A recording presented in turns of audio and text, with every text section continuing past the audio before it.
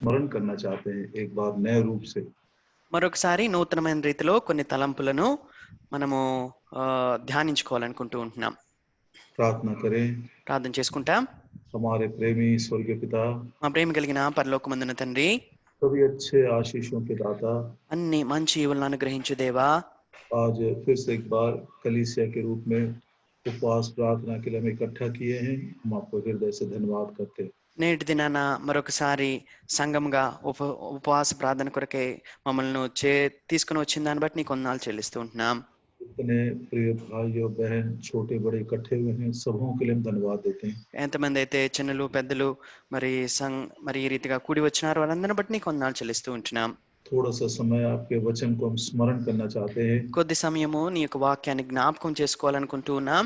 इन विचारों के द्वारा वर्तमान परिस्थितियों में आप हमसे बातें करें। ప్రభా, ఈ యొక్క తలంపుల ద్వారా ఈ ప్రస్తుత పరిస్థితుల విషయంలో మాతో మాట్లాడము. तर्जुमा के लिए भी सहायता करें।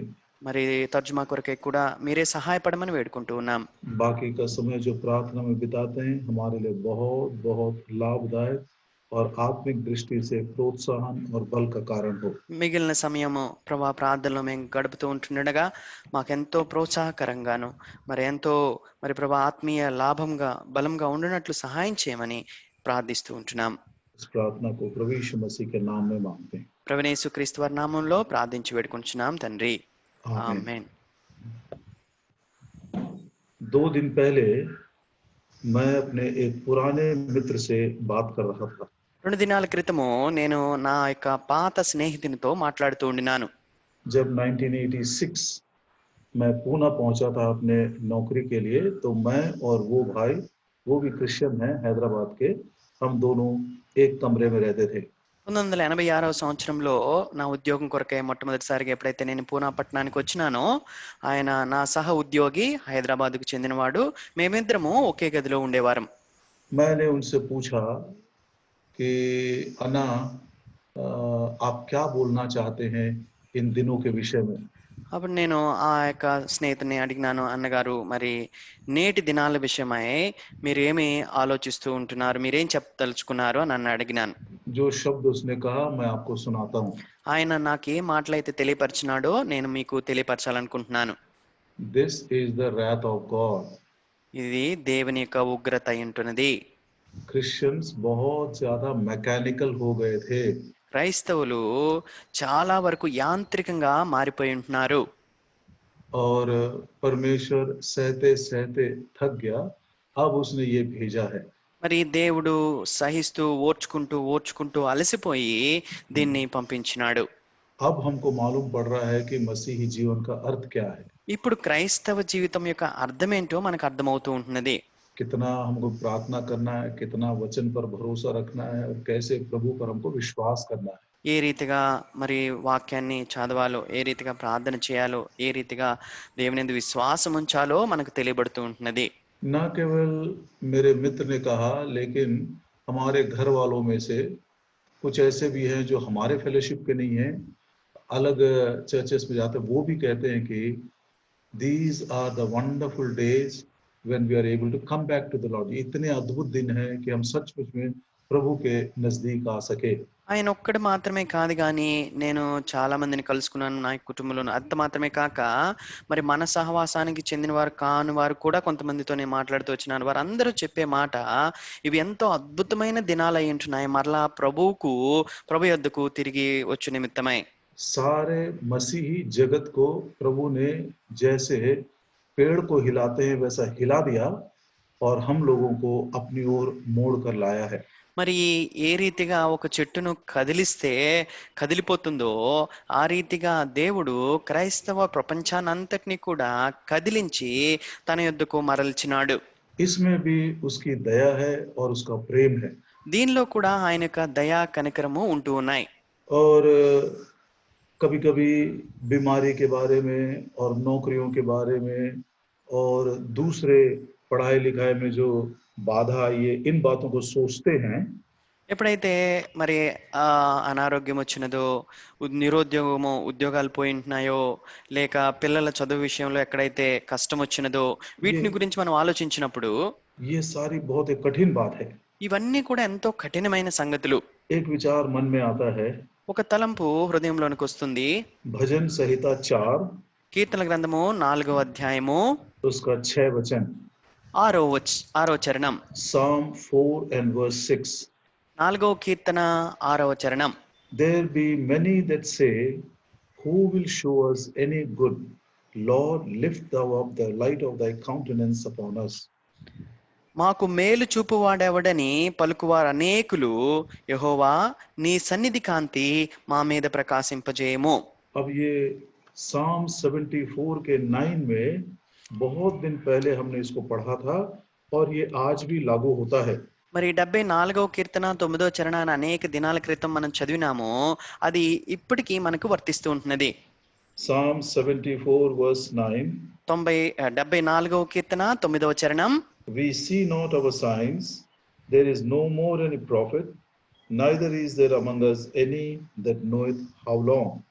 సూచక్రియలు మాకు కనబడట్లేదు, ఇకను ప్రవక్త లేకపోయేను, ఇది ఎంతకాలం జరుగునో దాన్ని నెరిగిన వాడు మాలో ఎవడనూ లేడు.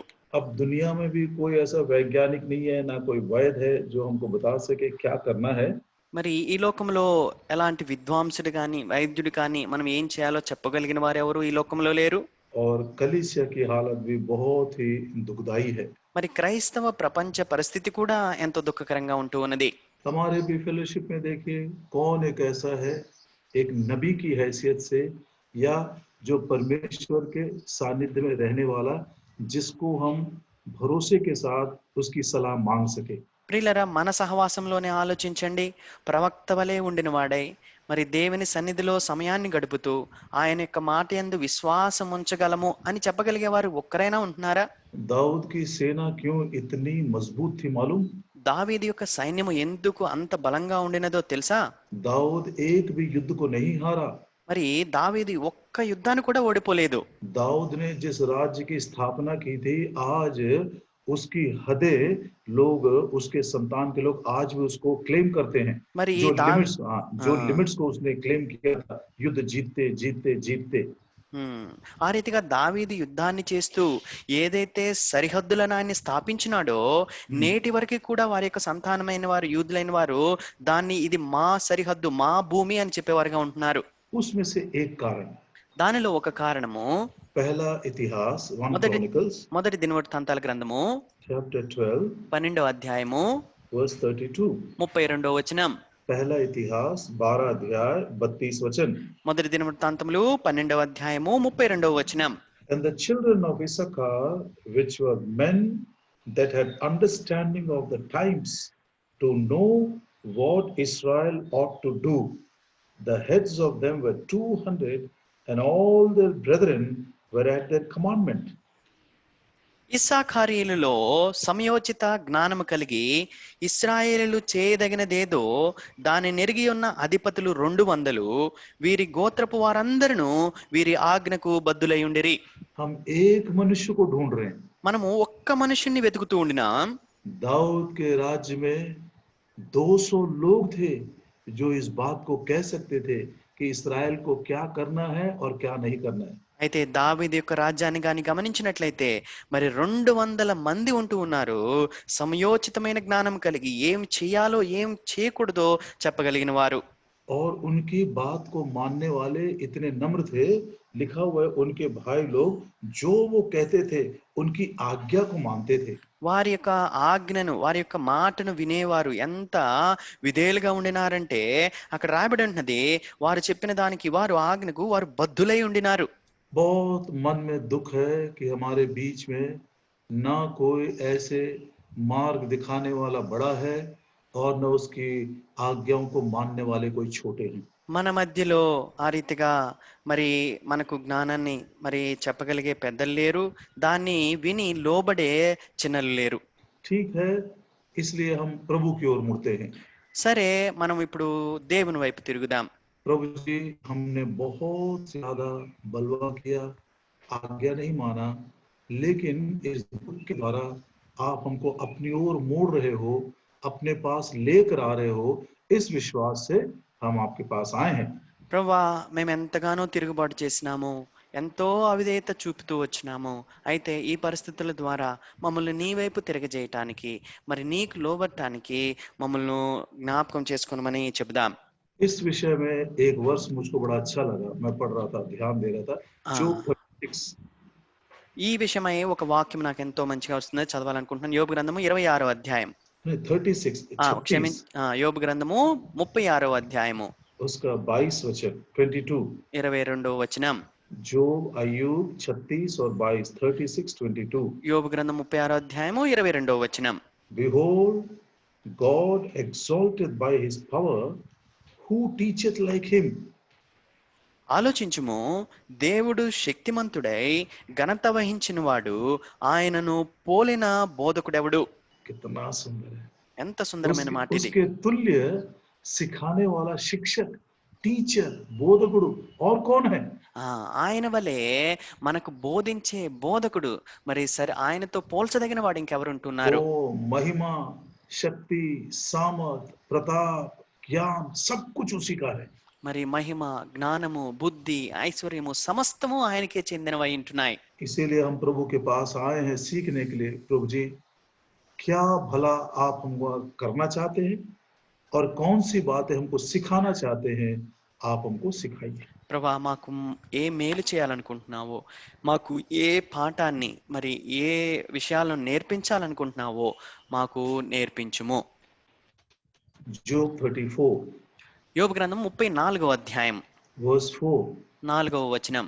अय्यूब की किताब 34 अध्याय 4 वचन। యోబు గ్రంథం 34వ అధ్యాయం 4వ వచనం. Let us choose to us judgment. Let us know among ourselves what is good. న్యాయమైనదేదో విచారించి చూతుము రండి, మేలైనదేదో మనంతట మనము విచారించి తెలుసుకుందుము రండి.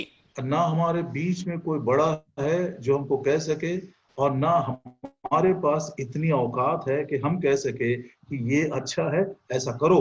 మరి మన మధ్యలో ఇది మంచిది అని చెప్పగలిగిన పెద్దలు లేరు, లేదా ఇది మంచిది చేయండి అనే ధైర్యము లేదా జ్ఞానము, బలం మనంతట మనలో లేదు. इसलिए आइए, जो हमको सिखा सकता है, जिस शिक्षक के समान और कोई दूसरा नहीं है, उसके पांव के पास बैठकर उसके वचनों को खोलेंगे और सीखेंगे। మరి కనుక మనకి ఆయన వలె బోధకుడైన వారు ఇంకెవరునూ లేరు కనుక ఆయన ఎద్దుకు వద్దాం, ఆయన పాదముల ఎద్దు కూర్చుందాం, ఆయన ఏదైతే చెప్తాడో దాన్ని మనం నేర్చుకుందాం.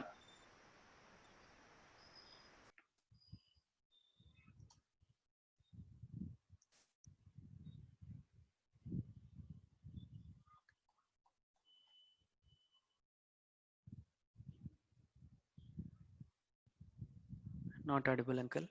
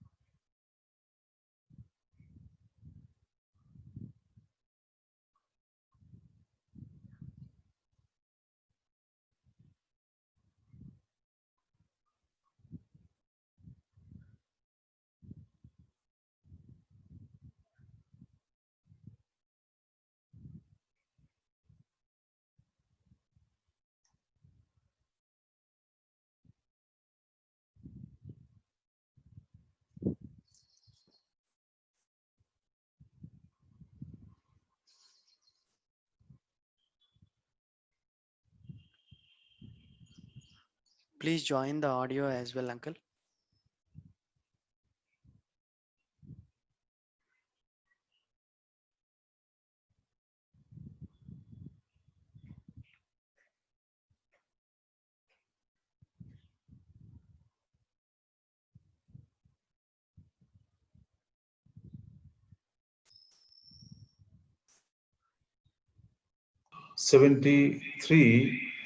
और verse 28 73వ కీర్తన 28వ చరణం.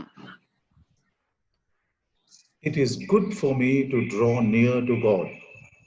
78వ కీర్తన 73, 73, క్షమించండి. 73వ కీర్తన 28. 28వ చరణం. నాకైతే దేవుని పొందు ధన్యకరము, నీ సర్వ కార్యములను నేను తెలియజేయనట్లు నేను ప్రభువైన యెహోవా శరణుజొచ్చి ఉన్నాను. తెలుగు में वो बिल्कुल ठीक नहीं है, स्पष्ट नहीं है. इंग्लिश में बिल्कुल ठीक है. भजन 73 के 28 में, Psalm 73:28 में, it is good for me to draw near to God. మరి ఇంగ్లీష్ బైబిల్స్ ప్రకారం మనం చూచినట్లయితే, నేను మరి దేవుని సమీపమును కోచుట నాకెంతో మేలు, ధన్యము. ये बात आसाफ कहता है. ఈ మాటను ఆసాఫు చెప్పేవాడిగా ఉంటున్నాడు. आसाफ आराधना करने वालों का लीडर है. ఆసాపు ఆరాధికులకు నాయకుడిగా ఉండినాడు. ये बात उसको किसने सिखाया? ఈ యొక్క మాటను ఆయనకి ఎవరు నేర్పించినారు? दाऊद ने नहीं सिखाया. దావీదు నేర్పించలేదు. ये इस्साकार के लोगों ने नहीं सिखाया. ఇస్సాకారీలు ఆయనకు నేర్పించలేదు. जब वो संकट के समय प्रभु के घर में गया तो प्रभु ने खुद उसको ये बात सिखाया. మరి తన సంకట పరిస్థితుల్లో ఎప్పుడైతే ఆయన దేవుని మందిరానికి వెళ్ళినాడో స్వయంగా దేవుడే ఆయనకు నేర్పించినాడు. 17 वचन में लिखा है, 17వ చరణంలో రాయబడి ఉంటున్నది, until I went into the sanctuary of God, then I understood. నేను దేవుని పరిశుద్ధ స్థలంలోనికి పోయిన వారి ధ్యానించే వరకు నాకు అది ఆయస్కరంగా ఉండినది అంటాడు. प्रभु के घर में गया, प्रभु के घर में प्रार्थना किया, प्रभु के घर में मनन किया, प्रभु के घर में रोया, तब प्रभु ने ये प्रकाश उसको दिया. మరి దేవుని మందిరానికి వెళ్ళి ఎప్పుడైతే మరి ప్రార్థించినాడో, ఏడ్చినాడో, విజ్ఞాపన చేసినాడో, ధ్యానించినాడో ప్రభు అప్పుడు ఆయనకి నేర్పించినాడు. कुछ ऐसे प्रैक्टिकल परिस्थितियां हमारे जीवन में आती हैं जिसके कारण से हम प्रभु से थोड़ा सा दूर चले जाते हैं. కొన్ని వ్యవహారికమైన సంగతులు మన యొక్క అనుదిన దైనందిన జీవితంలో మనకు వచ్చేగా ఉంటాయి. దాని ద్వారా మనం కొంత ఆయన నుంచి దూరం అయ్యే వారంగా ఉంటాం. बुधवार के दिन बाइबल स्टडी में भी हमने सुना था. బుధవారం దినాన బైబిల్ పఠనంలో మనం వింటూ వచ్చినాం. इसीलिए इब्रानियों का लेखक कहता है, ध्यान दो ताकि जो सुना हुआ वचन है उसको यदि तुम नेग्लेक्ट करोगे तो तुम भी इस रीति से बहक जाओगे. అందుకనే హెబ్రీ గ్రంథకర్త అంటాడు, భూమి మీద ఉన్న వారు మీకు బుద్ధి చెప్పినప్పుడు దాని విషయంలో మీరు జాగ్రత్తగా ఉండండి, లేకపోతే మీరు కొట్టుకొని పోతారు అని చెప్పబడినాడు. स्पिरिचुअल डिसिप्लिन, आत्मिक अनुशासन को यदि हम अंगीकार नहीं करते हैं, हम धीरे धीरे बहक जाएंगे. ఆత్మీయ క్రమశిక్షణ గాని మనం అంగీకరించకపోతే మనం మెల్లమెల్లగా కొట్టుకొని పోయే వరంగా ఉంటాం.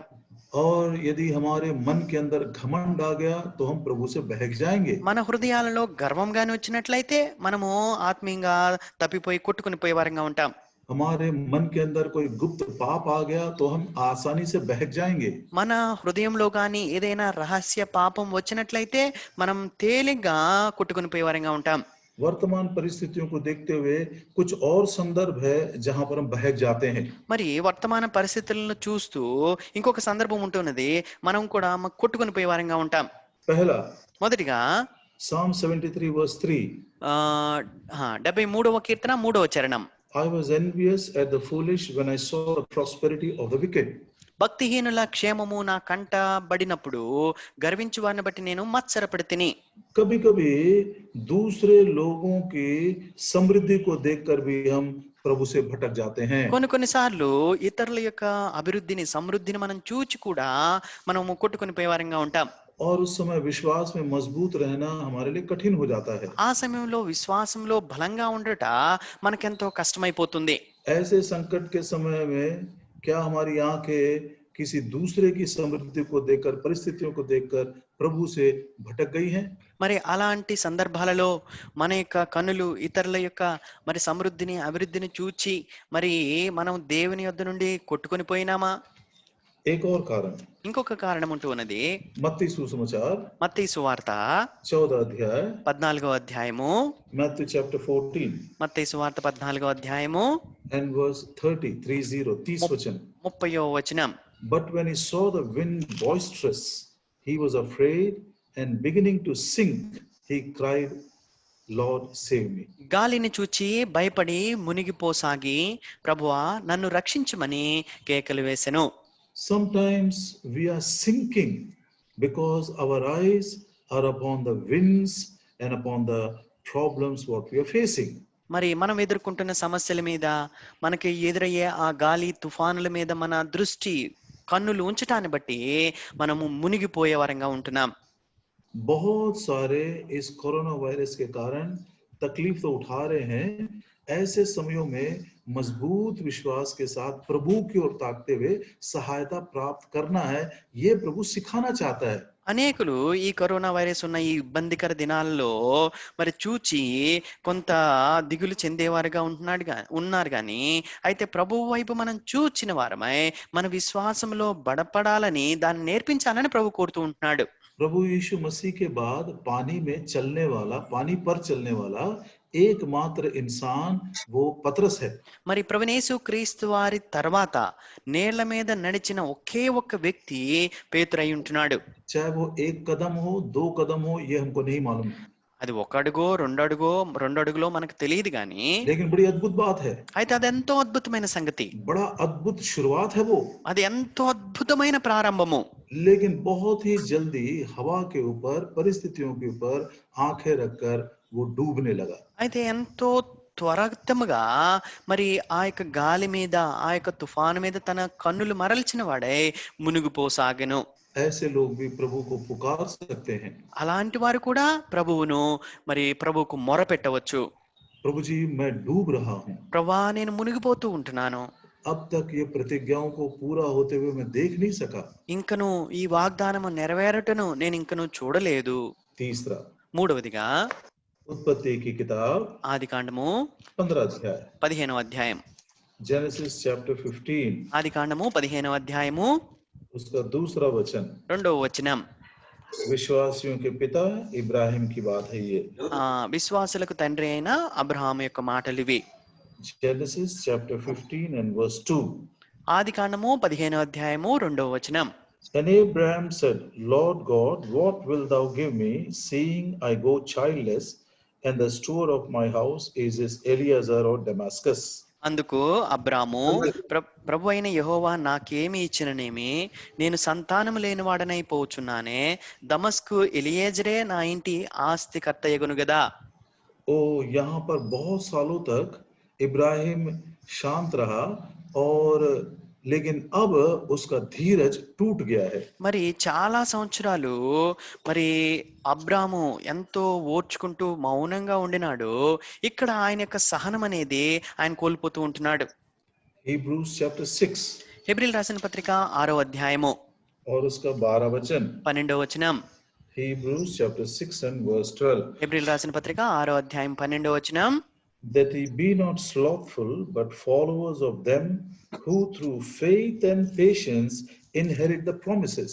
హెబ్రీయులు రాసిన పత్రిక 6వ అధ్యాయము 12వ వచనము.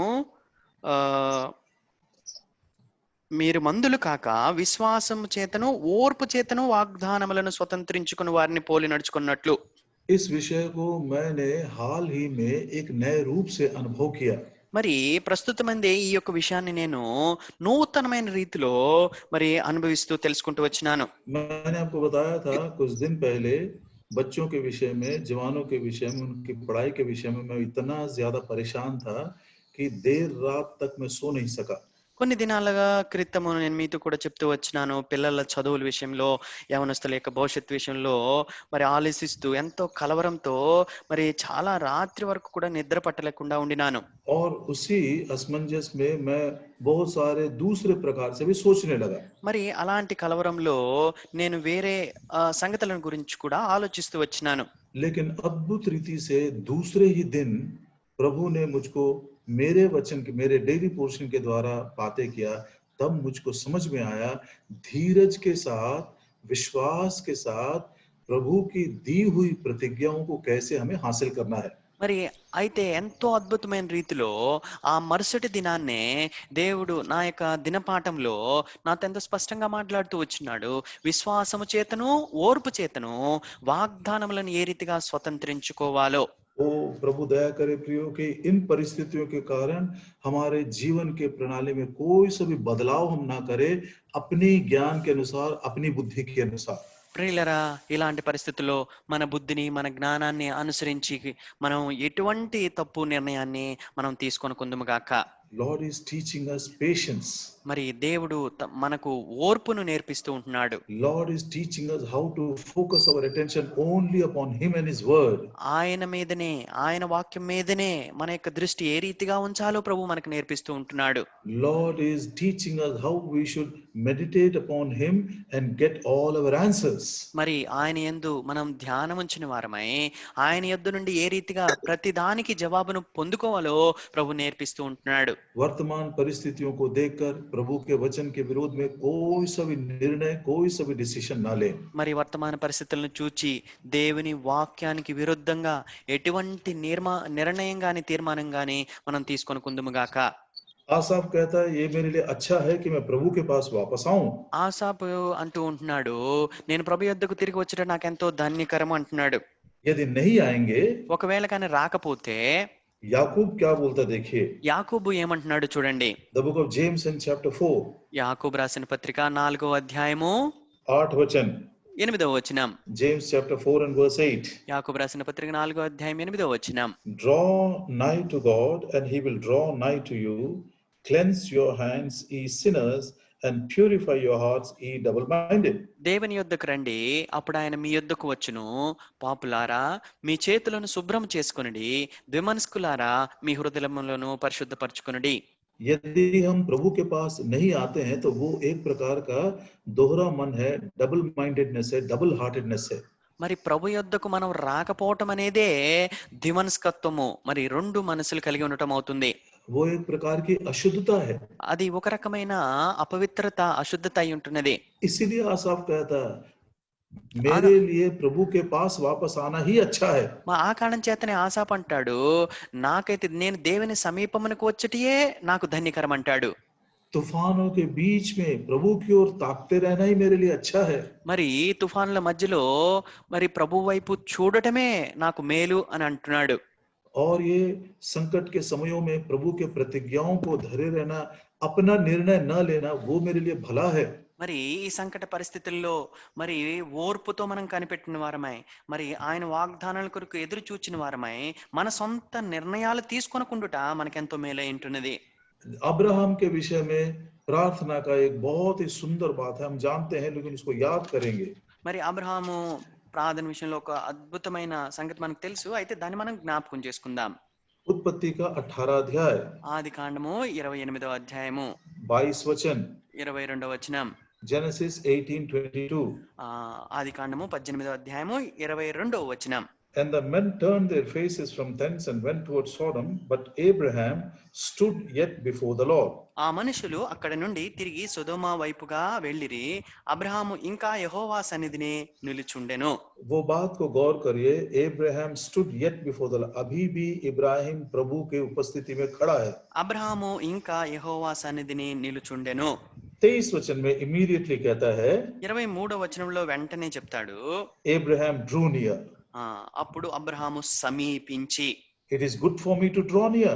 మరి నేను ప్రభు యొక్క సమీపానికి వచ్చటం నాకు మేలు. अब अब्राहम पहले से ही प्रभु की उपस्थिति में खड़ा है, अब वो प्रभु के समीप गया. इसमें क्या सिखाना चाहता प्रभु हमको?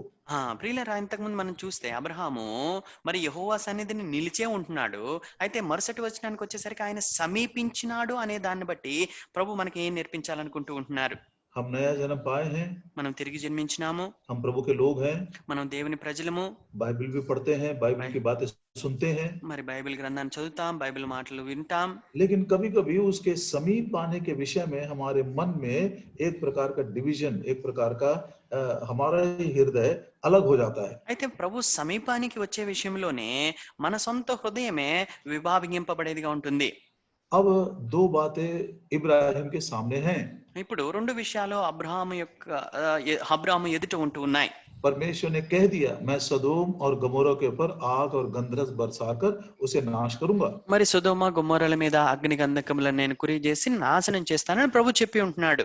और दूसरी तरफ अब्राहम को यह भी मालूम है, అయితే రెండో వైపున అబ్రహామునకు ఈ విషయం కూడా ఎరిగి ఉంటున్నాడు कि प्रभु दयालु है और बड़ा कृपालु है.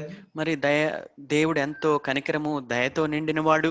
सो अब दो बातें हैं, एक परमेश्वर का न्याय और दूसरा परमेश्वर की दया. ఒక వైపున దేవుని యొక్క తీర్పు, రెండవ వైపున దేవుని యొక్క కనికరం ఉంటున్నది. प्रभु ने अपने मुख से कह दिया మరి कि దేవుడు मैं उसका न्याय करूंगा। నేను తీర్పు తీరుస్తానని ప్రభు తన నోటి ద్వారా సెలవిచ్చినాడు. कोरोना वायरस को यदि हम देखें तो कुछ लोगों के कहने के अनुसार एक प्रकार से परमेश्वर का क्रोध है, परमेश्वर का न्याय है और परमेश्वर का एक प्रकार का राइचियस डीलिंग है अपने लोगों के लिए। ప్రియులరా, మరి కరోనా వైరస్ విషయమై ఆలోచించినట్లయితే అనేకులు చెప్పినట్లు ఇది దేవుని యొక్క ఉగ్రత అయి ఉంటున్నది, దేవుని యొక్క న్యాయమైన తీర్పు అయి ఉంటున్నది. దేవుడు తన కనికరం చొప్పున ఈ విషయంలో నీతిగా ఆయన వ్యవహరించేవాడిగా ఉంటున్నాడు. वो बताना चाहता है कि हम कितना दूर उससे चले गए हैं। మరి మనం ఆయన యొద్ద నుండి మనం ఎంత దూరం వెళ్ళిపోయినామో అది ఆయన మనకు తెలియపరచాలని కోరుతూ ఉంటున్నాడు. हमारी आंखें उसके ऊपर नहीं थी, looking మన unto Jesus, the author and finisher of our faith. We were not running our race. हमारे जीवन की यात्रा इस रीति से हम नहीं दौड़ रहे थे। విశ్వాసమునకు కర్తయు దాన్ని కొనసాగించువాడినైన యేసు వైపు చూచుచు మనము పరిగెత్తకుండా ఉండినాము. कितने बार अधीर होकर हमने अपनी योजना के अनुसार अपने जीवन के लिए, बच्चों के लिए, परिवार के लिए कई प्रकार के निर्णय ले लिए। ఎన్నో మార్లు మన సొంత జ్ఞానాన్ని బట్టి మన విషయంలోను, మన పిల్లల విషయంలోను, మన కుటుంబ విషయంలో ఎన్నో నిర్ణయాలు మనం చేసుకుంటూ వచ్చినాం. कितने बार दूसरों को देखकर, दुनिया के लोगों को देखकर, दूसरे लोगों की समृद्धि को देखकर हम कितने बार अपने मार्ग से भटक गए। మరి ఎన్నో మార్లు మరి ఇతరులను చూచిన వారమై, లోకస్తులను చూచిన వారమై, ఇతరుల యొక్క సమృద్ధిని చూచిన వారమై మనం మన సొంత మార్గాలను ఏర్పరచుకుని ఉంటున్నాం. कितने बार तात्कालिक लाभ के लिए हमने सनातन की बातों को भी हल्का जाना। ఎన్నో మార్లు తాత్కాలికమైన క్షణికమైన లాభం కొరకు మరి నిత్యమైన వాటిని కూడా విడిచిపెట్టిన వారంగా ఉంటున్నాం. ओ प्रिय प्रभु, ये सारी बातों से मोड़कर हमको अपनी ओर लेकर आना चाहता है। ప్రియులరా, ప్రభు వీటన్నిటి నుంచి మనలను తిప్పి ఆయన వైపు తీసుకొని రావాలని కోరుతూ ఉంటున్నాడు. एक तरफ परमेश्वर का न्याय और दूसरे तरफ परमेश्वर की दया है। ఒకవైపున దేవుని యొక్క తీర్పు ఉంటున్నది, రెండో వైపున దేవుని యొక్క దయా కనికరము ఉంటూ ఉన్నాయి. इब्राहिम के मन में कोई डाउट नहीं था, అబ్రహాం యొక్క హృదయంలో ఎటువంటి సందేహం లేదు. इसीलिए बिना संकोच के वो प्रभु के पास जाकर प्रार्थना करने लगा। ఆ కారణం చేతనే ఏ మాత్రము సంకోచించక ప్రభు యొక్క సన్నిధికి వెళ్ళి ప్రార్థిస్తూ ఉంటున్నాడు. आखिर में परमेश्वर की दया जो न्याय के ऊपर घमंड करती है वो जीत गई। తీర్పును మించి అతిశయించే దేవుని యొక్క కనికరము మరి చివరిగా జయించి ఉంటున్నది. और उस दया को इब्राहिम ने प्रार्थना के द्वारा पाया। మరి ఆ యొక్క దయను కనికరాన్ని అబ్రహాము తన ప్రార్థన ద్వారా పొందుకున్నాడు. प्रभु जी, हमारी मूर्खता के कारण हमारे ऊपर न्याय आना था। ప్రభా, మా మూర్ఖతను బట్టి మా మీదకి ఆ తీర్పు రావాల్సినది. कई बार प्रभु जी उस जहाज को, नाव को, कलीसिया को, प्रभु के घर को छोड़ने के कारण हमको तूफानों में डूब जाना था। ప్రభా, అనేక మార్లు कृपया कृपया सब म्यूट करिए प्लीज, सब म्यूट करिए प्लीज। सभी भाइयों बहनों से निवेदन है, म्यूट करिए। అనేక మార్లు ప్రభు యొక్క మరి ఇంటి నుంచి అనగా ఆ ఓడ నుంచి బయటికి వెళ్ళి ఆ తుఫానులో మనం చిక్కుపోయిన వారిగా ఉంటున్నాం. हमको तो डूबना ही था। మనమైతే మునిగిపోవలసినదే. ओ कितने बार हमने दुनिया का अनुकरण करके भी प्रभु से दूर चले गए। ఎన్నో మార్లు ఈ లోకాన్ని అనుసరించిన వారమై ప్రభు యొద్ద నుండి మనం దూరంగా వెళ్ళిపోయి ఉంటున్నాం. लेकिन आज उसकी दया मांगने के लिए आए हैं। అయితే నేటి దినాన ఆయన దయను ఆయన మొరపెట్టుట కొరకై మనం వచ్చి ఉంటున్నాం. आज मालूम पड़ा प्रभु जी, मेरे लिए अच्छा यही है और यही बात आप मुझको सिखा रहे हैं कि मैं तेरे पास बिना किसी डबल माइंडेडनेस के, बिना किसी इंप्यूरिटी के मैं तुझको ही लिपटा रहूं। ప్రభా, మరి ఈ దినాన నువ్వు నాకు ఇది నేర్పిస్తూ ఉంటున్నాడుగా, ఎటువంటి దిమనస్కత్వము నాలో లేకుండగా నేను నీ సన్నిధికి వచ్చి మరి శుద్ధి చేసుకోవాలనుకుంటూ ఉన్నానని ఆయన సన్నిధిలో మొరపెట్టే వారంగా ఉందాం. जहां कहीं हम भटक गए थे, बहक गए थे, प्रभु से दूर चले गए थे प्रियो, आज बिना डाउट के प्रभु की दया प्राप्त करने के लिए हम उसके चरणों के पास प्रार्थना में आए। ప్రియులరా, ఏ స్థితుల్లో, ఏ పరిస్థితుల్లో ప్రభు యొద్ద నుండి మనం కొట్టుకొని పోయి ఉంటున్నామో, ప్రభువును విడిచిపెట్టి ఉంటున్నామో, ప్రభువు నుంచి దూరంగా వెళ్ళిపోయి ఉంటున్నామో, ఎటువంటి సందేహం లేకుండా ఆయన యొక్క కనికరం కొరకై ఆయన సన్నిధిలో మనం మొరపెట్టుదుముగాక. दूसरी बात, రెండవది विलाप विद लैमेंटेशन चैप्टर 3, విలాప వాక్యములు 3వ అధ్యాయము उसका 27 वचन। 23వ వచనం. Lamentations chapter 3 verse 27. విలాప వాక్యములు 3వ అధ్యాయము 27వ వచనం. It is good for a man that he bear the yoke in his youth. యవన కాలమున కాడి మోయుట నరునికి మేలు. जवान लोग ध्यान से सुनिएगा। యవనస్తులారా జాగ్రత్తగా వినండి. प्रभु हमको सिखा रहा है क्योंकि उसके जैसा कोई भी सिखा नहीं सकता. మరి ప్రభు మనకు నేర్పిస్తూ ఉంటున్నాడు. ఆయన వలె మనకు బోధించేవాడు, నేర్పించే బోధకుడు ఇంకెవరు కూడా లేరు. प्रभु खुद कहता है मैं तुमको सिखाऊंगा. మరి ప్రభువే స్వయంగా చెప్తూ ఉంటున్నాడు, నేను మీకు బోధిస్తాను, నేర్పిస్తానని. मत्ती सुसमाचार మత్తయి సువార్త 11 अध्याय 11వ అధ్యాయము 29 verse. 11వ అధ్యాయం 29వ వచనం. Take my yoke upon you and learn of me. I am meek and lowly in heart. You shall find rest unto your souls. మీ మీద నా కాడి ఎత్తుకొని నా యొద్ద నేర్చుకునుడి, ఎందుకంటే నేను సాత్వికుడను, దేని మనసు గలవాడును. Oh Lord, there is nobody who can teach like you. ప్రభా, మరి నీ వలె నేర్పించు వారు ఇంకెవ్వరునూ కూడా లేరు. तेरे जैसा शिक्षक, तेरे जैसा टीचर कोई नहीं है. ప్రభా, నీలాంటి బోధకుడు ఎవ్వరునూ కూడా లేరు. मेरे लिए विशेष करके जवान लोग ये कहें, मेरे लिए यही अच्छा है कि मैं प्रभु यीशु मसीह के जुए को अपने ऊपर उठाकर मैं प्रभु से सीखूं, ताकि मैं अपने प्राण में विश्राम रेस्ट पा सकूं. నా ప్రాణంలో నేను విశ్రాంతిని పొందుకున్నట్లు ప్రభు యొక్క కాడిని నా మీద ఎత్తుకొని ప్రభు యొద్ద నేను నేర్చుకుందునుగాక అని ప్రతి యవనస్తుడు మరి తలంచుకొనుగాక. प्रभु यीशु मसीह का जुआ का क्या अर्थ है? ప్రభువైన యేసుక్రీస్తు వారి యొక్క కాడి అంటే అర్థం ఏమిటి? प्रभु यीशु मसीह का वचन है ये. ప్రభువైన యేసుక్రీస్తు వారి యొక్క వాక్యమే. देखिए पहला చూడండి, यूहन्ना మొదటి యోహాను 5 अध्याय 5వ అధ్యాయము, 1 John in chapter 5 మొదటి యోహాను 5వ అధ్యాయము और उसका 3 3వ వచనం, second portion. రెండవ భాగం. Sorry, पूरा पढ़ लेते हैं. This is the love of God, that we keep His commandments. His commandments are not grievous. उसकी आज्ञाएं कठोर नहीं है. उसका जुआ बहुत ही हल्का है, इतना कठोर नहीं है. మరి మొదటి యోహాను 5వ అధ్యాయము 3వ వచనం. Verse 3. మనకు తెలుగులో మనం ఆయన ఆజ్ఞలు గైకొనటే దేవుని ప్రేమించుట, ఆయన ఆజ్ఞలు భారమైనవి కావు. ओ उसमें ज्यादा वजन नहीं है, भारम का तेलिका. कितना सुंदर, तेलुगु में बड़ा अच्छा लिखा है. उसका जो आज्ञा है वो हल्का है, इतना वजनदार नहीं है. ఆయన ఆజ్ఞలు భారమైనవి కావు అంటే అర్థం ఏంటంటే అవి ఎంతో తేలికైనవి. इसलिए कहता है मेरी आज्ञाओं को मान लो. ఆ కారణం చేత ఆయన అంటున్నాడు, నా ఆజ్ఞలను గైకొనండి అని అంటూ ఉన్నాడు. मुझसे सीखो, నా యొద్ద నుండి నేర్చుకోండి అని ఆయన అంటున్నాడు. क्योंकि मैं खुद अपने पिता के पास सीखा हूँ. ఎందుకంటే నేను స్వయంగానే నా తండ్రి యొద్ద నేర్చుకున్నాను. मैंने कैसे सीखा? నేనే రీతిగా నేర్చుకున్నాను? हर रोज सुबह सुबह मैं उठता था, मेरे पिता के चरणों के पास मैं बैठता था और पिताजी मुझको सिखाता था. నేను ప్రతి ఉదయకాలాన లేచేవాడిని, నా తండ్రి పాదం లేదు కూర్చుండేవాడిని, నా తండ్రి నాకు నేర్పిస్తూ ఉండేవాడు. एक सुंदर सा वचन मैं आपको बताना चाहता हूँ. ఒక సుందరమైన వాక్యాన్ని నేను మీతో చెప్పాలనుకుంటున్నాను. ये अय्यूब की किताब में है, द बुक ऑफ जोब. ఈ మాట యోబు గ్రంథంలో ఉంటూ ఉన్నది. मैं थोड़े दिन पहले मेरा डेली पोर्शन था, ये पढ़ते हुए मैं बड़ा हैरान सा पड़ गया. మరి కొన్ని దినాల క్రితము ఇది నా దినపాఠము, దాన్ని నేను చదువుతూ ఎంతో ఆశ్చర్యపోయినాను. Job chapter 36 యోబు గ్రంథము 36వ అధ్యాయము and verse 10. 10వ వచనం. He openeth also their ear to discipline. ఉపదేశం వినుటకై వారి చెవిని తెరవజేయును. उपदेशम का इंग्लिश में बड़ा बढ़िया दिखे. He openeth also their ear to discipline. अनुशासन सिखाने के लिए उनके कान को खोलता है.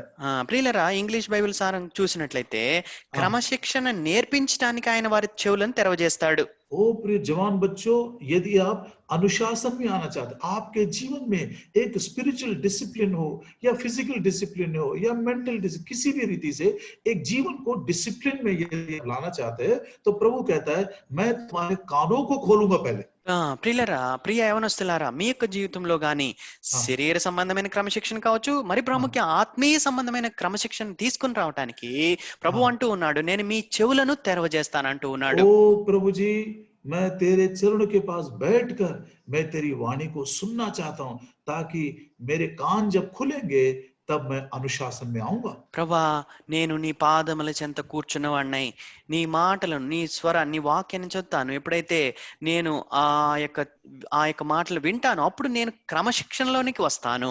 जैसे मॉर्निंग बाय मॉर्निंग तू उठता था, अपने पिता के पास बैठता था, तेरे कानों को पिता ने खोला और तुझको सिखाया और तू सीख गया. मैं भी तुझसे सीखने के लिए तेरे पास रोज बरोज सुबह सुबह रात रात को आता रहूंगा, morning Yesu by morning, evening by evening. Yesu Kristu ప్రభువా ఏ రీతిగా నువ్వు ప్రతి ఉదయకాలాన మరి మరి ప్రభు పాదముల యొద్ద కూర్చున్నవాడువై ఆయన యొక్క మాటల కొరకు ఉన్నప్పుడు ఆయన నీకు చెవులను తెరవజేసి నీకు ఏ రీతిగా ఆయన నేర్పించినాడో అదే రీతిగా నేను కూడా ప్రతి ఉదయకాలాన సాయంకాలాన నీ పాదముల యొద్ద కూర్చున్నవాడినై మరి నీ యొక్క మాటలు వింటూ ఉంటుండగా నువ్వు నాకు నా చెవిని తెరవజేసి నేర్పించుము, తద్వారా నేను క్రమశిక్షణలోనికి వచ్చుదునుగాక. Isaiah chapter 50, 50 अध्याय, యెషయా గ్రంథము 50వ అధ్యాయము verse 4. 4వ వచనం. The Lord hath given me the tongue of the learned, that I should know how to speak a word in season to him that is weary. He wakeneth morning by morning, he wakeneth mine ear to hear as the learned. యెషయా గ్రంథం 50వ అధ్యాయం 4వ వచనము, అలసిన వానిని మాటల చేత ఊరడించు జ్ఞానము నాకు కలుగునట్లు శిష్యునికి తగిన నోరు యెహోవా నాకు దయచేసి ఉన్నాడు. శిష్యులు వినునట్లుగా నేను వినుటకై ఆయన ప్రతి ఉదయమున నాకు వినుబుద్ధి పుట్టించుచున్నాడు. जब हम प्रभु यीशु मसीह के जुए को अपने ऊपर उठाकर सीखेंगे प्रियो, हमारे प्राणों में विश्राम मिलेगा. प्रभु यीशु मसीह के शब्दों में हम विश्राम पाएंगे. ఎప్పుడైతే ప్రభువైన యేసు క్రీస్తు వారి యొక్క కాడిని మనం ఎత్తుకొని మరి ఆయన యొద్ద నేర్చుకుంటామో ప్రభువైన యేసు క్రీస్తు వారు చెప్పిన రీతిగా మన ప్రాణములకు విశ్రాంతి దొరుకుతుంది. दूसरा, రెండవదిగా उसके जुए को उठाकर जब हम सीखते हैं तो हमको डिसिप्लिन भी आता है. we are come into discipline. ఆయన కాడిని ఎత్తుకొని ఆయన వద్ద ఎప్పుడైతే నేర్చుకుంటామో మనకు విశ్రాంతితో పాటు క్రమశిక్షణ కూడా వస్తుంది. तीसरा, మూడవదిగా पहला शमूएल మొదటి సమూయేలు గ్రంథము 6 अध्याय 6వ అధ్యాయము 10 वचन. 10వ వచనం. And the men did so and took 2 milch kine, tied them to the cart and shut up their calves at home. వారు అలాగున 2 పాడి ఆవులను తోలి తెచ్చి బండికి కట్టి వాటి దూడలను ఇంటి లోపల పెట్టి. 2 दुधारू गाय हैं, दूध देने वाले गाय हैं और जिनके बच्चे भी हैं. 2 పాడి ఆవులు ఉంటూ ఉన్నాయి, వాటికి మరి పిల్లలు కూడా ఉంటూ ఉన్నాయి. बच्चों को घर में रख दिए, వాటి పిల్లలను వాటి దూడలను ఇంటి దగ్గర ఇంటి లోపల పెట్టారు. दोनों गायों को गाड़ी के साथ मतलब बैलगाड़ी के साथ जोत दिए. मतलब మరి ఆ 2 పాడి ఆవులను 2 పాడి ఆవులను బండికి వాటిని కట్టారు. मतलब वो गाड़ी का जो जुआ है, लकड़ी है, उनके गर्दन के ऊपर रख दिया गया. దానికి అర్థం ఏంటంటే ఆ బండి యొక్క కాడి వాటి 2 పాడి ఆవుల మెడల మీద పెట్టబడ్డాయి. अब ये वर्तमान दिनों के हमारे जवान समझेंगे कि नहीं समझेंगे नहीं मालूम, लेकिन बैलगाड़ी देखोगे तो आप समझ जाओगे. ఈ ప్రస్తుతం అందున్న తరం యవనస్తులకు ఇవి సంగతి తెలుసో లేదో తెలియదు కానీ మీరు ఎడ్ల బండిని గాని చూస్తే మీకు అర్థమైపోతుంది. अब ये जुआ रखते साथ ఈ యొక్క కాడి పెట్టడంతోనే 4 आशीषें देखिए. 4 ఆశీర్వాదాలు ఉంటున్నాయి చూడండి. Verse 12. 12వ వచనం. The kind took the straight way. అవి చక్కగా తిన్నని మార్గమున పోయినాయి. साइंस पर भरोसा रखने वाले जवानों से प्रभु कह रहा है, మరి ఎవరైతే సైన్స్ మీద నమ్మకాన్ని ఉంచుతారో వారితో ప్రభు చెప్తూ ఉంటున్నాడు, हर बात के लिए उनको साइंटिफिक रीजन चाहिए. వారికి ప్రతి విషయంలో సైంటిఫిక్ గా వారికి ఆ కారణం అనేది కావాలి. तो साइंस कहता है, అయితే science తెలియపరుస్తున్నది the shortest way is the straight way. అన్నిటికంటే మరి తక్కువ మార్గం ఏంటంటే నిఠారుగా ఉన్న మార్గము, నిలువుగా ఉన్న మార్గము. कितना सुंदर ये विचार है. ప్రియులారా, ఎంత సుందరమైన తలంపు ఇది. गाड़ी मतलब वो जुए को रखते साथ जो मार्ग आपको चलना है सबसे शॉर्ट बन गया, because straight is the way, shortest way is the straight way.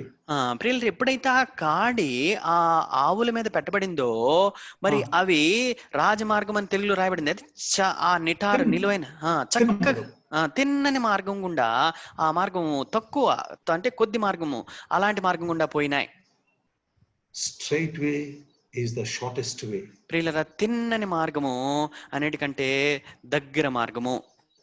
यदि जुआ नहीं उठाओगे, ఒకవేళ గాని మీరు ఆ కాడిని గాని ఎత్తుకోకపోతే यहाँ वहां भटकते रहोगे, रास्ता लंबा हो जाएगा, जीवन नीरस हो जाएगा. ఇక్కడ అక్కడ నువ్వు తిరుగుతూ ఉంటావు, నీ యొక్క మార్గం అనేది పొడవైపోతుంది, పెద్దదైపోతుంది, నువ్వు నిరాశ, నీ జీవితంలో నిరాశను పొందుకుంటావు. दूसरा, రెండవదిగా they went along the highway. अब ये straight way का मतलब है ये सीधा मार्ग वो है जो मैथ्यू 7:14 के अनुसार जीवन को पहुंचाता है. మత్తయి సువార్త 7వ అధ్యాయం 14వ వచనం ప్రకారము ఇక కొద్ది మార్గము అది జీవానికి చేరవేసే మార్గము అయి ఉంటున్నది. ఇక్కడ రాజమార్గం. दूसरा రెండవదిగా highway, they went along the highway. రాజమార్గమున బడి వెళ్ళినాయి అని రాయబడింది. ओ राजमार्ग का अर्थ क्या है? ఈ రాజమార్గము అంటే అర్థం ఏమిటి? Isaiah chapter 35:8. మరి యెషయా గ్రంథం 35వ అధ్యాయం 8వ వచనము The highway shall be called the way of holiness. పరిశుద్ధ మార్గమే ఆ రాజమార్గము అని మనం చెప్తాం. बिना जुए को अपने ऊपर उठाए पवित्रता को कायम करना अनहोना है. మరి बिना जुए को अपने ऊपर, if you don't take the yoke upon you, కాడిని మన మీద వేసుకొనకుండా పరిశుద్ధ మార్గంలో నడవటం అనేది ఎంతో కష్టతరం. ओ प्रभु जी तेरी आज्ञाओं को कठिन मानकर उस जुए को मैंने अपने ऊपर नहीं उठाया. ప్రభా మరి ఆ యొక్క కాడిని నా మీద నేను ఎత్తుకోలేదు. कितने बार तेरे वचन मुझको बड़े कठिन लगे. ఎన్నో మార్లు నీ యొక్క వాక్యం నాకు ఎంతో కఠినంగా అనిపించినది. बहुत सारे चेले वचन को कठिन मानकर चलना ही छोड़ दिए. మరి అనేక మంది శిష్యులు ఆ వాక్యము కఠినంగా అనిపించి ఆయన వెంబడించడం మానివేసినారు. जवान बच्चों ध्यान दीजिएगा. ప్రియ యవనస్తులారా ఈ మాటలు ఎందు ధ్యానం ఉంచండి. माता पिता की भी आज्ञा जरूर मानिए. తల్లిదండ్రుల యొక్క ఆజ్ఞను కూడా మీరు ఖచ్చితంగా గైకొనండి. आप जरूर पवित्रता को हासिल करेंगे. అప్పుడు మీరు ఖచ్చితంగా పరిశుద్ధతను పొందుకుంటారు. इब्रानी 12:14 में लिखा है पवित्रता के द्वारा ही हम अपने प्रभु से मिल सकेंगे. హెబ్రీ 12:14 ప్రకారము పరిశుద్ధత ద్వారానే మనం ప్రభువును కలుసుకునే వారంగా ఉంటాం. एक और बात, ఇంకొక విషయం, जाते जाते वो रंभा रही थी, मतलब दुख से रो रही थी. అవి వెళ్తూ వెళ్తూ దుఃఖం చేత అరుస్తూ ఉండినాయి. जरूर जीवन में दुख आएंगे. మరి ఖచ్చితంగా మన యొక్క జీవితాల్లో దుఃఖం అనేది వస్తుంది. दुखों के द्वारा ही हमको राज्य में प्रवेश करना है. మరి దుఃఖాల గుండానే మనం దేవుని రాజ్యంలో ప్రవేశించవలసి ఉంటున్నది. इब्रानियों के 12:2 में लिखा है, హెబ్రీయుల రాసిన పత్రిక 12:2లో రాయబడి ఉంటున్నది, प्रभु यीशु मसीह ने भी क्रूस को सह लिया. He endured the cross. ప్రభు అయిన యేసుక్రీస్తు కూడా సిలువను సహించి అని రాయబడి ఉన్నది. So प्रभु हमको endurance और patience सिखा रहा है. కనుక ప్రభు మనకు ఓర్పును సహనాన్ని ఆయన నేర్పిస్తూ ఉంటున్నాడు. Don't try to see that 100% you are satisfying your own desire. 100% मैं जो सोचता हूँ वही पूरा होना चाहिए, ऐसा कभी नहीं है. 100% నేనేదైతే ఆలోచించుకుంటున్నానో అదే జరగాలని ఎప్పుడు మీరు ఆలోచించవద్దు. प्रभु दया करे इस जुए को सहते हुए, कुछ दुख तकलीफ जरूर आएंगे, सहते हुए आगे बढ़ना है. అయితే కొంత కష్టము దుఃఖం అనేది వస్తుంది. అయితే దాన్ని సహిస్తూ ఓర్పుతో ముందుకు కొనసాగినట్లు ప్రభు మనకు సహాయం చేయను గాక. आखिरी చివరిగా ये दो गायों के बारे में लिखा है, वो right hand side left hand side मुड़ते ही नहीं थे. ఆ యొక్క రెండు పాడి ఆవుల గురించి రాయబడింది. కుడికైనను ఎడమకైనను తిరగలేదు తొలగలేదు అని రాయబడినది. इसका क्या अर्थ है? దానికి అర్థం ఏంటి? मैं बता रहा हूँ, guaranteed prosperity. ఖచ్చితంగా వచ్చే సమృద్ధి. आपको गारंटी चाहिए? మీకు దానికి ఖచ్చితంగా కావాలా? ఖచ్చితత్వం కావాలా? मैंने इसको मान लिया और मैं आपको बता रहा हूँ, if you take this yoke upon you, you will certainly reach life, you will be having holiness, you are able to endure, and there is a guaranteed prosperity in your life. Guaranteed prosperity. ప్రియులరా, ఎప్పుడైతే నువ్వు కాడిని నీ మీద ఎత్తుకుంటావో నువ్వు విశ్రాంతిని పొందుకుంటావు, నువ్వు పరిశుద్ధతను పొందుకుంటావు, నువ్వు సరైన మార్గంలో వెళ్ళి మరి ఖచ్చితంగా నువ్వు సమృద్ధిని చేరుకునేవాడిగా ఉంటావు.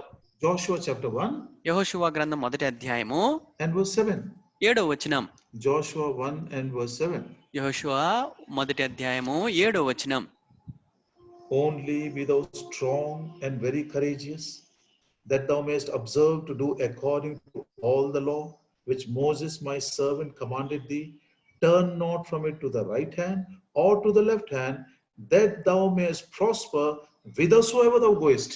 అయితే నీవు నిబ్బరము కలిగి జాగ్రత్త పడి బహుధైర్యంగా నుండి నా సేవకుడైన మోషే నీకు ఆజ్ఞాపించిన ధర్మశాస్త్రం అంతటి చొప్పున చేయవలను.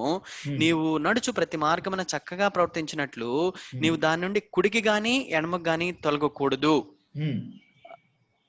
That thou mayest prosper whithersoever thou goest. నువ్వు పో మార్గం అంతట్లు వర్ధిల్ల చేసుకుని అని మనకి 8వ వచనం చివరి మార్గంలో ఉంటున్నది.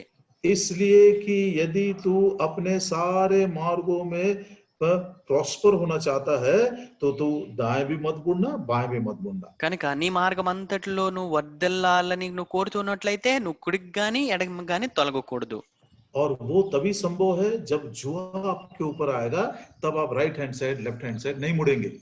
అది ఎప్పుడు సాధ్యమవుతుందంటే ఎప్పుడైతే నీ మెడ మీదకి కాడి అనేది వస్తుందో అప్పుడు నువ్వు కుడికి గాని ఎడమకు గాని తొలగవు. ओ जवान बच्चों, नम्र हो जाइए, ప్రియ యవనస్తులారా మీరు దీనులవ్వండి, अपने गर्दन को झुका మీ लीजिए. యొక్క మెడలు వంచండి. यदि आज तक आप किसी बात में घमंड करते रहे, किसी बात में कठोर दिल के हो गए, किसी बात में प्रियो आप अनसुनी करते रहे, प्रभु आज आपको सिखा रहा है यही अच्छा है, మరి मेरे लिए यही अच्छा है कि मैं अपने जवानी के दिनों में उसके जुए को अपने ऊपर उठा लूं. కనుక యవన కాలమున కాడి మోయిటే మేలని ప్రభు తెలియపరుస్తూ ఉంటుండగా, ప్రియా యవనస్తుడా నా యవనస్తురాలా, ఇంతవరకు గాని నువ్వు నీ హృదయాన్ని నువ్వు కఠినపరుచుకుంటూ ఉన్నట్లయితే, ప్రభువుకు లోబడకుండా ఉన్నట్లయితే, ప్రభు కాడి నువ్వు ఎత్తుకునకుండా ఉన్నట్లయితే నేటి దినానే ఆయన మాటకు లోబడు. लेकिन जवानों के साथ साथ मैं अपने आप को भी ये वचन याद दिलाता हूँ. అయితే యవనస్తులతో పాటుగా నాకు నేనుగా ఈ యొక్క వాక్య భాగాన్ని మరి జ్ఞాపకం చేసుకుంటూ ఉన్నాను. नेहमिया चैप्टर 3 నెహెమ్యా గ్రంథం 3వ అధ్యాయము 5 वचन. 5వ వచనం. नेहमिया 3 अध्याय 5 वचन. నెహెమ్యా గ్రంథం 3వ అధ్యాయం 5వ వచనం. The next unto them the Tekoites repaired, but their nobles put not their necks to the work of the Lord. వారిని ఆనుకొని తెకోవీలు బాగు చేసిరి, అయితే జనుల అధికారులు తమ ప్రభువు పని చేయ నొప్పకొనకపోయిరి. इंग्लिश बाइबल के अनुसार उनके अधिकारियों ने, कुलीन लोगों ने अपने गर्दन को प्रभु के काम के लिए नहीं दिए. మరి ఇంగ్లీష్ బైబిల్లో ఉన్న మాటలు గాని మనం చూస్తే వారి జనుల్లో ఉన్న అధికారులు వారి యొక్క మెడలు ప్రభువునకు వంచలేదు అని రాయబడినది. गर्दन क्यों नहीं झुकाए? क्योंकि वो जुआ नहीं उठाना चाहते. వారు ఎందుకు మెడ వంచలేదు? ఎందుకంటే వారు కాడి మోయాలనుకోవట్లేదు. प्रभु जी क्षमा चाहते हैं, जहां कहीं हम भी अपने गर्दन को उस जुए के लिए हमने नहीं झुकाया, हम आपको क्षमा करें और आपके काम को इस रीति से करने के लिए जवानों के साथ साथ मैं भी अपना गर्दन झुका लेता हूँ. ప్రభా క్షమాపణ వేడుతూ ఉంటున్నాను. ఎక్కడెక్కడైతే మరి నీ యొక్క కాడిని నేను ఎత్తుకొనకుండా మరి నా మెడ వంచలేదో మరి నీ సన్నిధిలో క్షమాపణ వేడుతూ ఉంటున్నాను. యవనస్తులతో పాటుగా నన్ను నేను నీకు మరి సమర్పించుకుంటూ ఉంటున్నాను. మూడవదిగా Lamentation chapter 3 విలాప వాక్యములు 3వ అధ్యాయము 26వ వచనం. It is good that a man should hope and quietly wait for the salvation of the Lord. నరులు ఆశ కలిగి యెహోవా అనుగ్రహించు రక్షణ కొరకు ఓపికతో కనిపెట్టుట మంచిది. ओ यिर्मयाह नबी रोने वाला, विलाप करने वाला नबी है. మరి ఇర్మియా ప్రవక్త విలాపించు ప్రవక్త అయి ఉంటున్నాడు. जब प्रभु ने उसको सेवा के लिए बुलाया था, ఏ ప్రభు అయితే ఆయన సేవ కొరకే పిలిచినాడో, जब प्रभु उसको सेवा के लिए बुलाया था, ఎప్పుడైతే ప్రభువు ఆయన్ను సేవ కొరకే పిలిచినాడో, प्रभु जी मैं बालक हूँ, ये बड़ी सेवा मैं नहीं कर सकता. అప్పుడు ఆయన అన్నాడు, ప్రభా నేను ఇంకా బాలుడనే, ఇలాంటి గొప్ప పరిచర్యను నేను చేయలేను అని చెప్పినాడు. लेकिन प्रभु बोला नहीं नहीं नहीं, तो मत बोलना मैं बालक हूँ, मैं छोटा हूँ, ये हूँ, तो बस तेरे एक ही काम है, जो संदेश में देता हूँ वो जाकर तू बता दे. అయితే నువ్వు బాలుడు అని నాతో ఏమాత్రం నువ్వు చెప్పవద్దు, ఏదైతే నేను వర్తమానాన్ని నీకు ఇస్తానో నువ్వు వెళ్ళి చెప్పవలసిందే. और किसी से डरना मत. మరి ఎవరి విషయంలో ఎవరికి భయపడవద్దు. अब यिर्मयाह नबी की किताब को यदि हम पढ़ते हैं, ఇర్మియా గ్రంథాన్ని గాని మీరు ఎప్పుడైనా చదివినట్లయితే, जैसे स्वर्गदूत आकर इब्राहिम को सदोम और गमोरा के न्याय के बारे में बता दिए, ఎప్పుడైతే దేవదూతలు వచ్చి అబ్రహామునకు సొదొమ గొమొరాల గురించిన ఉగ్రతను గురించి మరి దేవుని ఉగ్రతను గురించి ఎప్పుడైతే చెప్పిన న్యాయం దేవుని యొక్క తీర్పుని గురించి ఎప్పుడైతే చెప్పినారో, तो परमेश्वर ने खुद यिर्मयाह अपने चुने हुए नबी को इस्राएल और यहूदा के ऊपर मैं किस प्रकार का न्याय लाने वाला हूं उसको उसने बता दिया. మరి అదే రీతిగా ఇశ్రాయేల్ విషయంలో ఏదైతే తీర్పును ప్రభు తీసుకుని రాబోతున్నా ఇర్మియాకు తెలియపరిచినాడు. प्रभु ने कहा 70 सालों के लिए मैं तुमको गुलामी में भेज दूंगा. ప్రభువే ఖచ్చితంగా చెప్పిన 70 సంవత్సరాలు మిమ్మల్ని నేను బానిసత్వంలోనికి పంపిస్తానని చెప్పినాడు. और 70 साल तक तुम बाबुल की बदवाई में रहोगे। మరి 70 సంవత్సరాలు మీరు బబులోను యొక్క దాసత్వంలో బానిసత్వంలో ఉంటారని చెప్పినాడు. प्रिय भाइयों बहनों, ప్రియ సోదరి సోదరులారా, इस संदेश को इसराइलियों ने इनकार कर दिए। మరి ఈ యొక్క వర్తమానాన్ని ఇశ్రాయేలు తిరస్కరించినారు. बहुत सारे लोग बोले नहीं नहीं, यिर्मयाह झूठ बोल रहा है, वो प्रभु क्यों बोलेगा तुम जाके परदेश में और वो भी शत्रुओं के देश में निवास करो। యిర్మీయా మరి తప్పు బోధ చేస్తున్నాడు, అబద్ధాలు చెప్తూ ఉంటున్నాడు. ఎందుకు ప్రభువు మీరు మీ శత్రువుల దేశంలో మీరు దాసులవుతారని మనల్ని ఎలాగ పంపించగలడు అని అనుకుంటూ ఉండినారు. कुछ लोग बोले हम नहीं जाएंगे कसदियों के देश में, बाबुल में नहीं जाएंगे. కొంతమంది అంటూ ఉన్నారు మనం శత్రువుల దేశంలోనికి బబులోనుకు మనం బానిసలుగా వెళ్ళము అని చెప్పినారు. और प्रभु ने कहा था यदि तुम नहीं जाओगे तो तुम मार दिए जाओगे. ఒకవేళ గాని మీరు వెళ్ళకపోయినట్లయితే మీరు చనిపోతారని చెప్పినాడు. झूठे याजक लोग सिखा रहे थे, यिर्मयाह के 7 अध्याय में पढ़ते हैं, मत डरना, प्रभु का घर, प्रभु का मंदिर हमारे बीच में है, कोई सभी शत्रु नहीं आ सकता है. వారు ఇర్మీయా గ్రంథం 7వ అధ్యాయం చదివితే దేవుని యొక్క మందిరం, దేవుని యొక్క దేవాలయం మన మధ్యలో ఉన్నది, ఏ శత్రువు మనల్ని ఆక్రమించడు అని చెప్తూ ఉంటున్నారు. ओ ऐसे झूठी बातों को कहते हुए लोग धोखे में रहे. एक दिन आया जब नबूकदनेस्सर सारे यहूदियों को బందీ बनाकर लेकर चला गया. కనుక అలాంటి తప్పుడు మరి బోధలో మరి భ్రమలో వారు ఉండినారు. కనుక శత్రువులు వచ్చి వారిని పట్టుకొని వెళ్ళిపోయినారు. अब इस्राएली बड़े दुख में है. ఇప్పుడు ఇశ్రాయేల్ ఎంతో దుఃఖంలో ఉంటున్నారు. विलाप गीत उसी का एक छोटा सा एक सॉन्ग ऑफ सॉरो, दुख का एक गीत है ये. ప్రియులారా, అలాంటి పరిస్థితుల్లో వారి దుఃఖంలో వచ్చిన ఒక పాటే ఈ విలాప వాక్యములు. जवानों के बारे में, नाजीरों के बारे में, स्त्रियों के बारे में, उनके अधिकारियों के बारे में, प्रिंसेस के बारे में यिर्मयाह रो रहा है. మరి యవనస్తుల విషయంలో, నాజీరు చేయబడిన వారి విషయంలో, కన్యకల విషయంలో, మరి వారి యొక్క యవనస్తుల విషయంలో మరి యిర్మీయా రోదిస్తూ ఉంటున్నాడు. अब वो क्या कहते हैं तीसरे अध्याय में, 3వ అధ్యాయంలో ఏమంటాడు?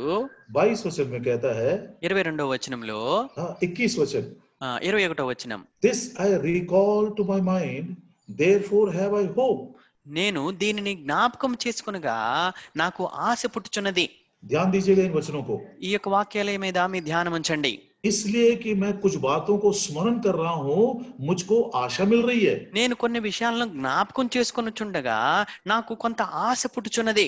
22 वचन में, 22వ వచనంలో, ये हमारे प्रभु की दया है कि हम नाश नहीं हुए, ये उसके करुणा है जिसके कारण हम अभी तक मिट नहीं गए. యెహోవా కృపగలవాడు, ఆయన వాత్సల్యత ఎడతెగక నిలుచుచున్నది గనుక మనము నిర్మూలము కాకున్న వారము. हम निर्मूल नहीं होंगे, మనము నిర్మూలము కాము, और हम नाश नहीं होंगे. మనం నశించిపోము.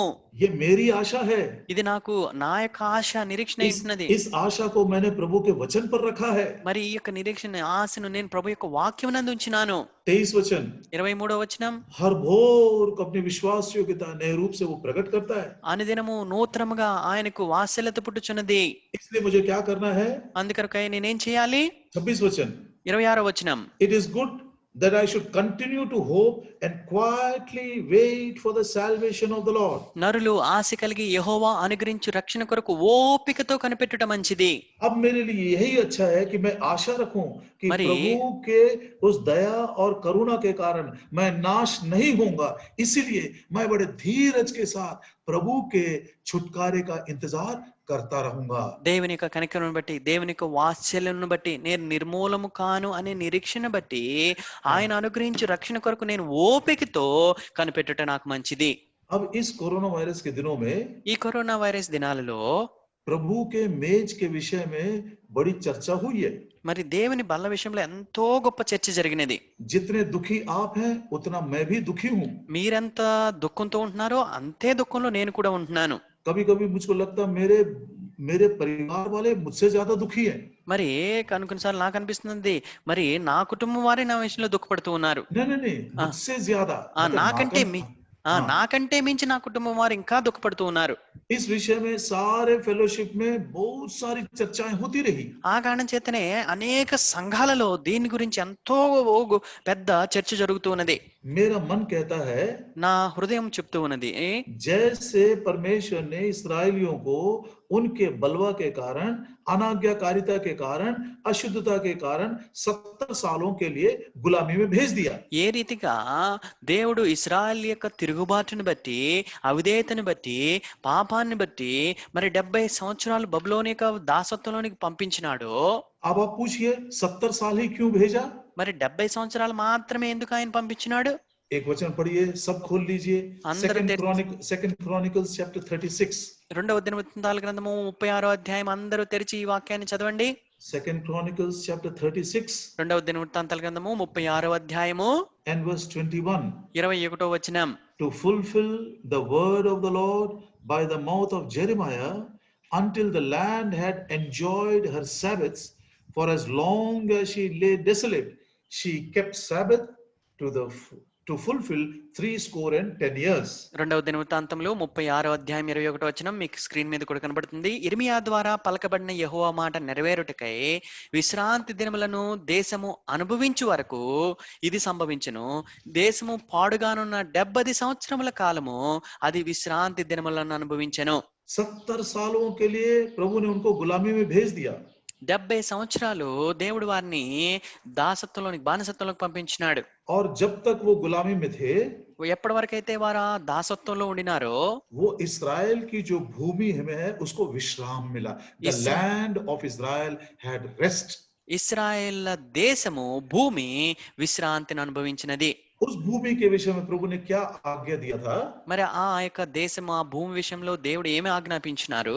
The book of Leviticus in chapter 25, లేవి కాండము 25వ అధ్యాయము verses 2, 3 and 4. 2, 3, 5 వచనాలు. लेवी का 25 अध्याय 2, 3 और 4. లేవి కాండము 25వ అధ్యాయము 2, 3, 4, 5 వచనాలు. 4వ వచనం. Speak unto the children of Israel and say unto them, when ye come into the land which I give you, then shall the land keep a Sabbath unto the Lord. నీవు ఇశ్రాయేలుతో ఇట్లనము, నేను మీకు ఇచ్చుచున్న దేశంలోనికి మీరు వచ్చిన తరువాత ఆ భూమి కూడా యెహోవా పేరట విశ్రాంతి కాలమును ఆచరింపవలెను. ఓ कितना सुंदर हमारे प्रभु का विचार है. ప్రియులారా, మన దేవుని యొక్క ఆలోచనలు, తలంపులు ఎంత సుందరమైనవో చూడండి. भूमि का विश्राम मतलब Sabbath of the land, मैं उसका स्पिरिचुअल मीनिंग तो नहीं जानता हूं, लेकिन ये एक आज्ञा के रूप में मैंने ग्रहण किया. నేను దీని ఆత్మీయ అర్థాన్ని అయితే ఎరగను, కానీ ఒక ఆత్మీయ మరి పాఠంగా నేను ఆజ్ఞగా దాన్ని తీసుకుంటూ ఉన్నాను. मतलब भूमि का भी एक सब्बात है, भूमि का भी एक विश्राम है. కనుక భూమికి కూడా ఒక విశ్రాంతి కాలము ఉంటూ ఉన్నది. 6 years thou shalt sow thy field, 6 years thou shalt prune thy vineyard and gather the fruit thereof. 3వ వచనం, 6 సంవత్సరములు నీ చేను విత్తవలెను, 6 సంవత్సరములు నీ ఫలవృక్షముల తోటలను బద్ధించి దాని ఫలములను కూర్చుకొనవచ్చును. But in the 7th year shall be a Sabbath of rest unto the Lord, a Sabbath for the Lord. Thou shalt neither sow thy field nor prune thy vineyard. 4వ వచనం, 7వ సంవత్సరము భూమికి మహావిశ్రాంతి కాలము, అనగా యెహోవా పేరట విశ్రాంతి సంవత్సరముగా ఉండవలెను. అందులో నీ చేను విత్తకూడదు, నీ ఫలవృక్షముల తోటను శుద్ధిపరచకూడదు. लिविंग बाइबल में कैसे है उसको ध्यान से सुनिए. లివింగ్ బైబిల్లో ఈ రీతిగా రాయబడి ఉంటున్నది, జాగ్రత్తగా వినండి. The word of the Lord spoken by Jeremiah came true. మరి ఇర్మియా ద్వారా దేవుడు పలికిన మాట సత్యమైనది. That the land must rest for 70 years. భూమి ఖచ్చితంగా 70 సంవత్సరములు విశ్రాంతి తీసుకొనవలెను. To make up for the years when the people refused to observe the Sabbath. మరి ఏ ఏ జనులైతే విశ్రాంతి దినాల్ని గడపకుండా చేసినారో దాన్ని జరుపుట కొరకై, దాన్ని తీర్చుట కొరకై, మిస్ర్ की गुलामी से छुटकारा पाए, వారు ఐగుప్తు యొక్క దాసత్వం నుంచి విడుదల పొందినారు. 40 साल जंगल में रहे, 40 సంవత్సరాలు అరణ్యంలో ఉన్నారు. 5 साल लग गया उनको जमीन बांटने के लिए, మరి ఆ భూమి అంతా వారికి పంచి ఇవ్వటానికి 5 సంవత్సరాలు పట్టింది.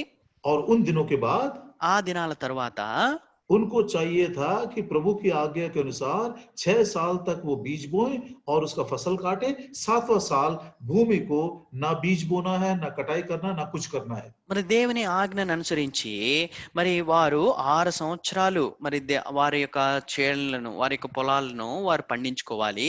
7వ సంవత్సరంలో ఏం విత్తనం విత్తకూడదు, దాన్ని శుద్ధిపరచకూడదు. प्रभु का दया देखिए, मतलब प्रभु के अद्भुत काम देखिए. మరి దేవుని యొక్క అద్భుతమైన కార్యాన్ని చూడండి. तब तुम पूछोगे भैया 7वें साल में यदि हम बीज नहीं बोएंगे तो हम क्या खाएंगे? మీరు అడగవచ్చు, "అరే సోదరుడా, మరి 7వ సంవత్సరంలో అసలు మేము విత్తనం వేసి పంట పండించకపోతే మేమేం తినాలి?"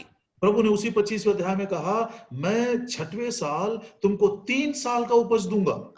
అందుకనే ప్రభు అదే అధ్యాయంలో చెప్పినాడు, 6వ సంవత్సరాన నేను మీకు మూడంతల పంటనిస్తాను.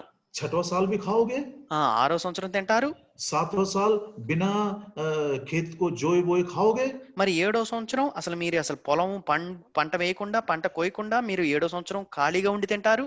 और 8वें साल में जब तुम बोओगे वो फसल आते तक 8वां साल भी खाते रहोगे। మరి 8వ సంవత్సరం మళ్ళా మీరు చేను ఆ విత్తనాలు వేస్తారు, ఆ పంట వచ్చే వరకు కూడా 8వ సంవత్సరం మీరు పంట తింటారు. How life is sustained for 3 years. ప్రియులారా, ఏ రీతిగా జీవితం అనేది 3 సంవత్సరాలు పోషింపబడుతూ ఉంటున్నది, భద్రపరచబడుతూ ఉన్నది. उसके बाद 490 सालों के लिए इस्राएलियों ने इस आज्ञा को नहीं माना। 490 సంవత్సరాలు ఇశ్రాయేలులు ఈ ఆజ్ఞను గైకొనలేదు. क्यों उन्होंने 7वें साल को विश्राम नहीं दिया? మరి 7వ సంవత్సరం ఎందుకు వారు విశ్రాంతి ఇవ్వలేదు, ఆచరించలేదు? क्यों उन्होंने आज्ञा नहीं माना? ఎందుకు దేవుడిచ్చిన ఆజ్ఞను వారు గైకొనలేదు? मेरा एक ही है, నాకు ఒకటే ఉన్నది, उनके जीवन में लोभ आ गया, వారి लोभ आ गया। వారి యొక్క జీవితంలో లోభం వచ్చినది.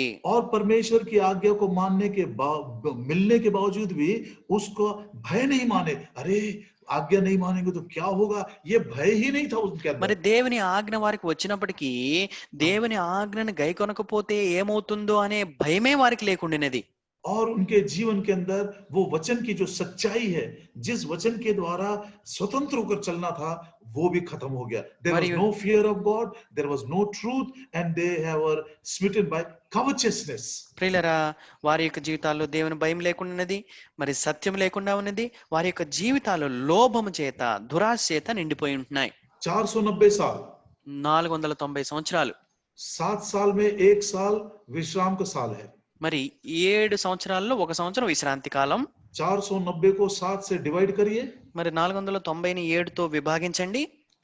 ఎంత కిరణ్? 490 divided by 7.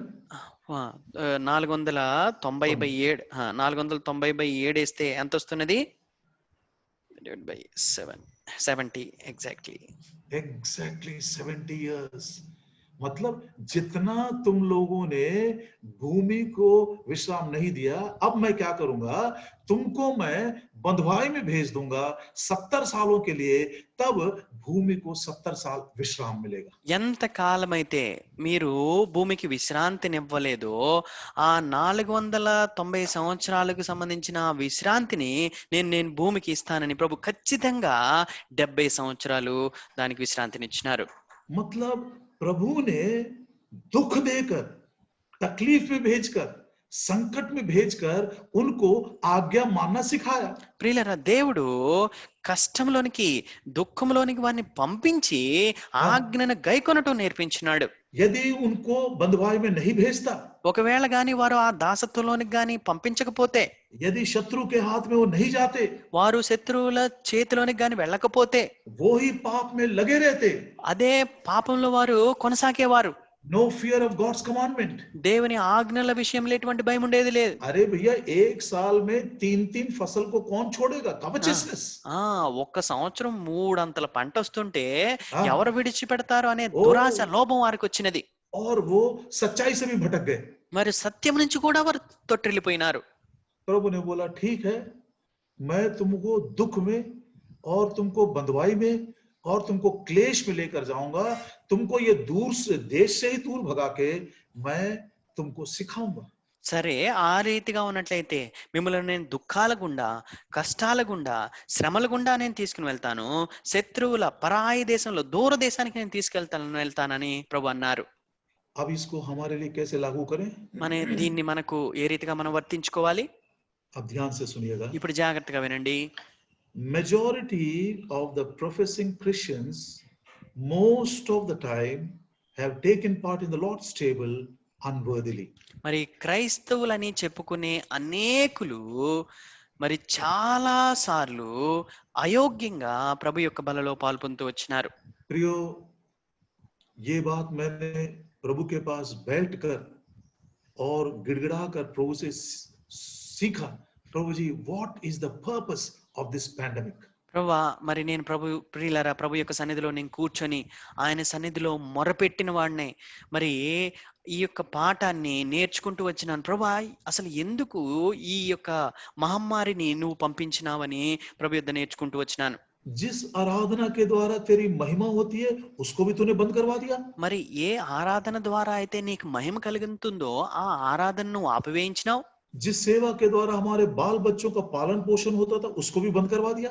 ఏ పరిచర్య ద్వారా అయితే మా చిన్న పిల్లలు మరి పోషింపబడతారో దాన్ని కూడా నువ్వు ఆపివేసినావు. संतों की संगति में सप्ताह में एक बार जो हमको प्रोत्साहन मिलता था, एंकरेजमेंट मिलता था, वो भी बंद करवा दिए. పరిశుద్ధుల సహవాసంలో వారానికి ఒక్కసారి మాకు ఆ యొక్క సహవాసము, బలము, ప్రోత్సాహం దొరుకుతుంది, దాన్ని కూడా నువ్వు ఆపివేసినావు. प्रभु के मेज में भाग लेते समय जांचने का एक मौका मिलता था, वो भी बंद हो गया. ప్రభు యొక్క బలలో పాలు పొందే సమయంలో పరీక్షించుకునే ఒక సమయం దొరుకుతుంది, దాన్ని నువ్వు ఆపివేయించినావు. ओ कितना दुखदाई है ये बात. ఇలా ఈ విషయాలన్నీ కూడా ఎంత దుఃఖకరమై ఉంటున్నాయి.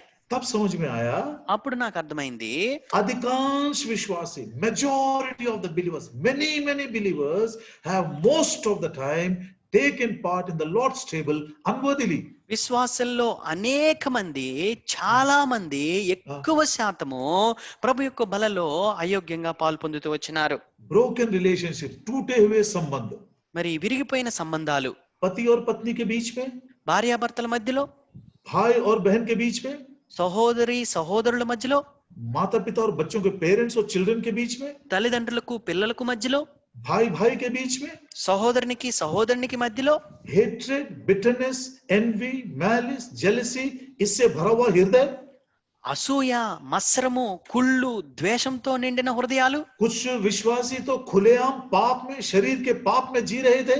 మరి కొంతమంది విశ్వాసులైన వారు బహిరంగంగా శరీర పాపంలో జీవిస్తూ ఉండినారు. वो भी हाथ उठाकर भाग लिए. వారు కూడా చేతులెత్తి పాలు పొందినారు.